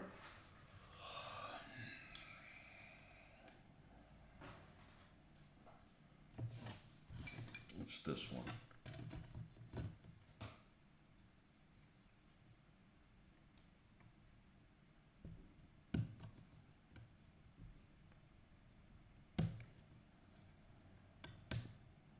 Right?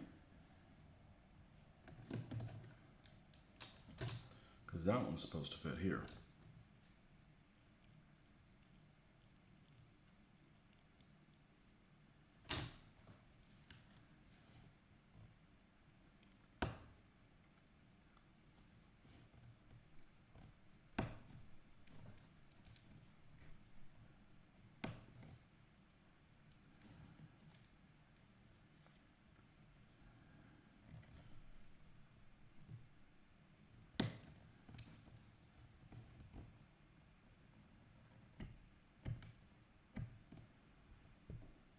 Where's the turret for this vehicle? Okay, yeah, it does not have holes for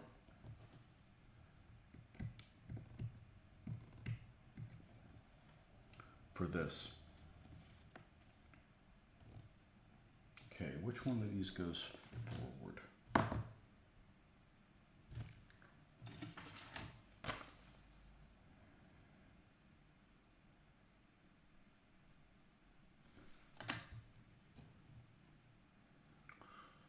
This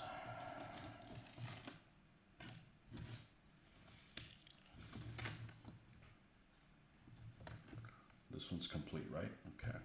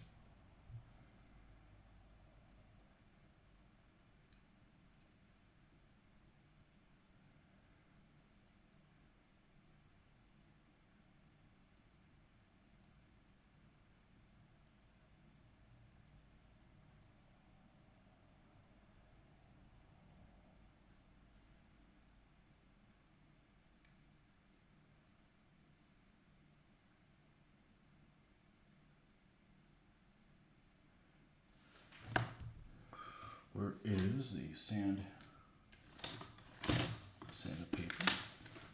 Over here. And we're going to get to figures eventually. But man, all I've done is figures for the last 18 years. I want to break from a little bit.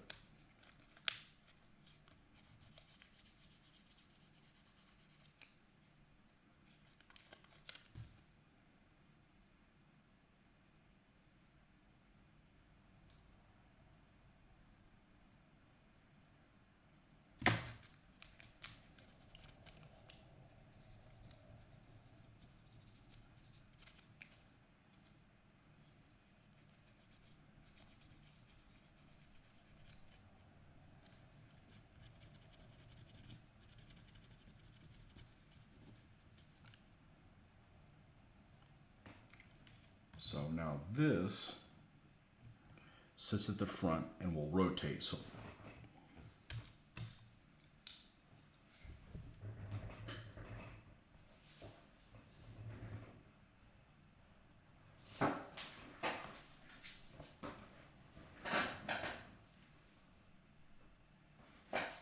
this will sit at the front and rotate.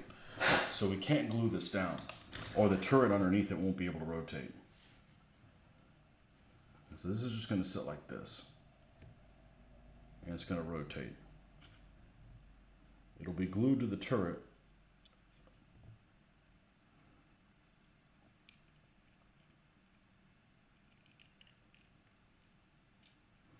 And then back here,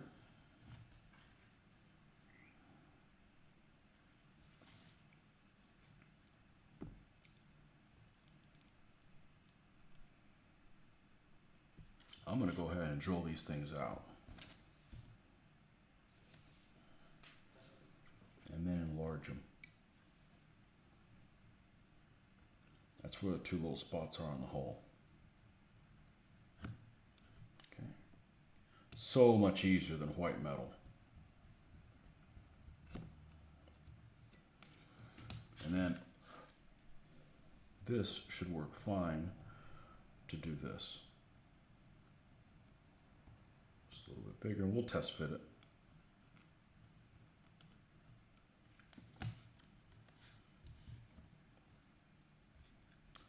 This is going to fit over here.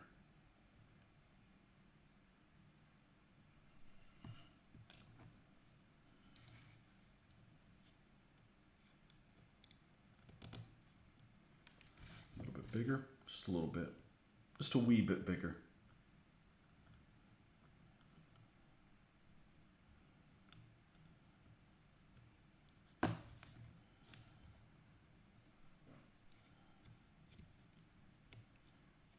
Okay, so that fits there. Is this angle a little bit? I'm not sure. This will end up fitting like this. And then that will fit there.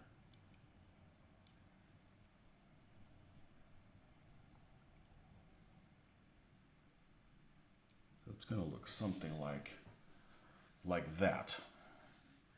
And I don't know how turnable the turret is going to be honest with you. It might not be very turnable at all.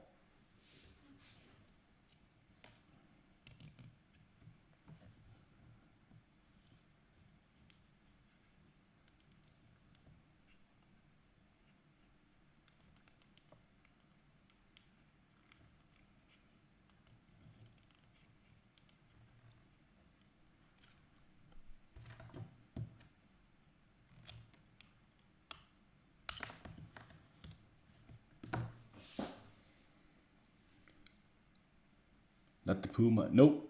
It's actually, this one's a 232. Quite fond of the early German armored cars. I suggested a roll of tanks to use of wheeled vehicles. I'm thinking the German ones. They bring out the French ones. Yeah, War Thunder has them.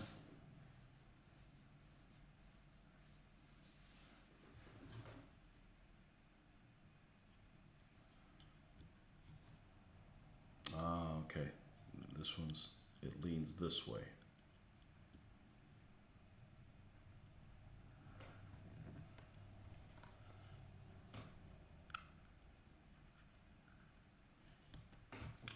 I'm going to go ahead and weld this thing on here.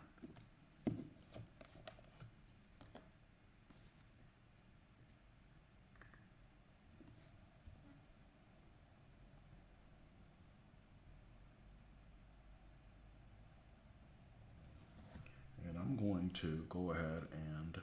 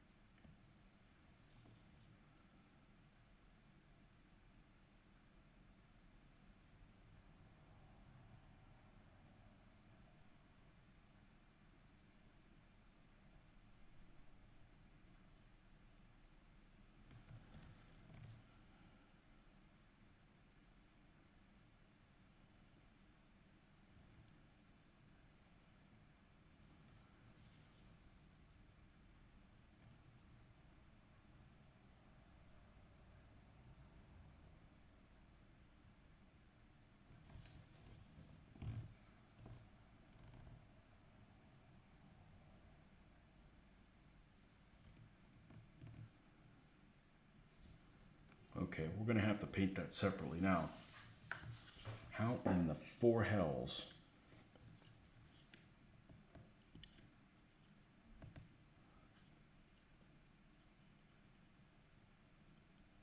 I may just have to glue this with the turret glued down and not rotate it. I think that's probably the easiest point at this point. Turret rotation, where it's rotated, is important. It is important in my game, but you just have to use a counter or something like that for this vehicle. I think it just might just be too big an ask to do that. Let's plop this in place and see if how this fits into the whole equation. Does that sit where it's supposed to? Yes, it does.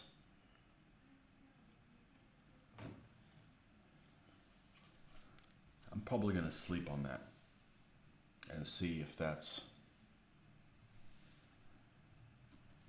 the way to go. But we're going to have to do the same thing with the radio car. It has a little bit different, but I think that's what it is. Use the Plastic Soldier Company frames because they're thicker. Yeah, I could do it, but man, it would be really finicky. It would be really, really finicky. It would be really finicky. You got to go in there and you got to rotate it and not damage anything in the process. And I think we're gonna have to glue the turret down. It might be possible. It might be possible to do it with a Plastic Soldier Company armored car, but not with a rodent. I think it's a little too flimsy, you know.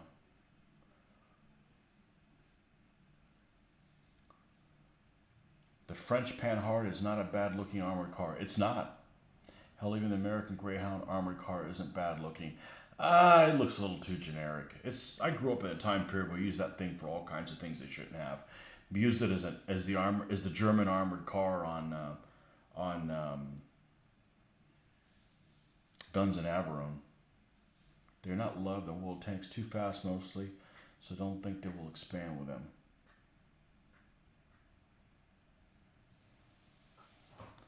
Yeah. I gotta find the instructions on this one, but as you can see, let's do a comparison here. I mean, the stuff is just so much durable. So much more durable. That durable is durable.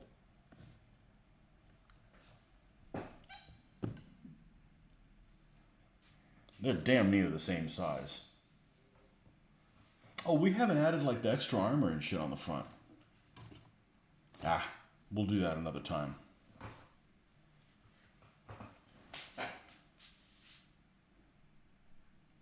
Yeah, so the other two Plastic Soldier armored cars, I think I will make them like this one without the radio antenna. I think I'm just going to make them straight 231s. So I've got one 231 painted. That way we'll have three 231s, the radio car, the command vehicle, and a close support one. I think that's the right proportion to have them in with what I have.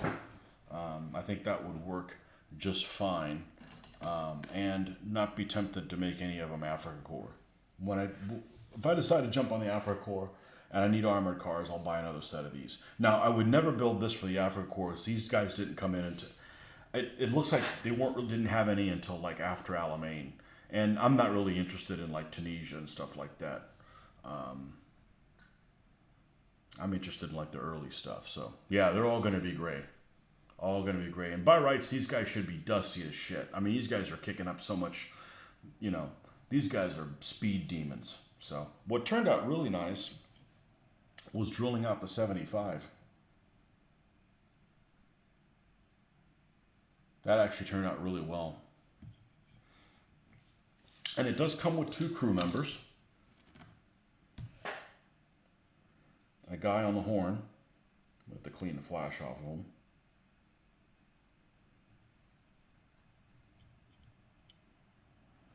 And then this guy with a shell back here.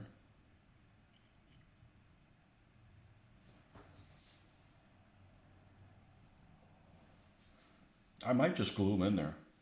You know, ideally you put some rare earth magnet in the foot and then put one there, and then you can drill them, you know, when they're there, or they're, you know, they're killed, whatever. I mean, it's they're just plain pieces, so I'm sure you can write down all the stuff that they need. So, all right, folks. Well, that's going to be it for tonight. And thanks for coming by. A 4-hour session, so not too bad. And we got this done. So, am I going to glue the drivers down, put them on tiny? I'm not putting them on tiny bases, for sure. I'm probably going to glue them in place. You know, they'll be just fine. So, okay. Until next time, which means tomorrow morning.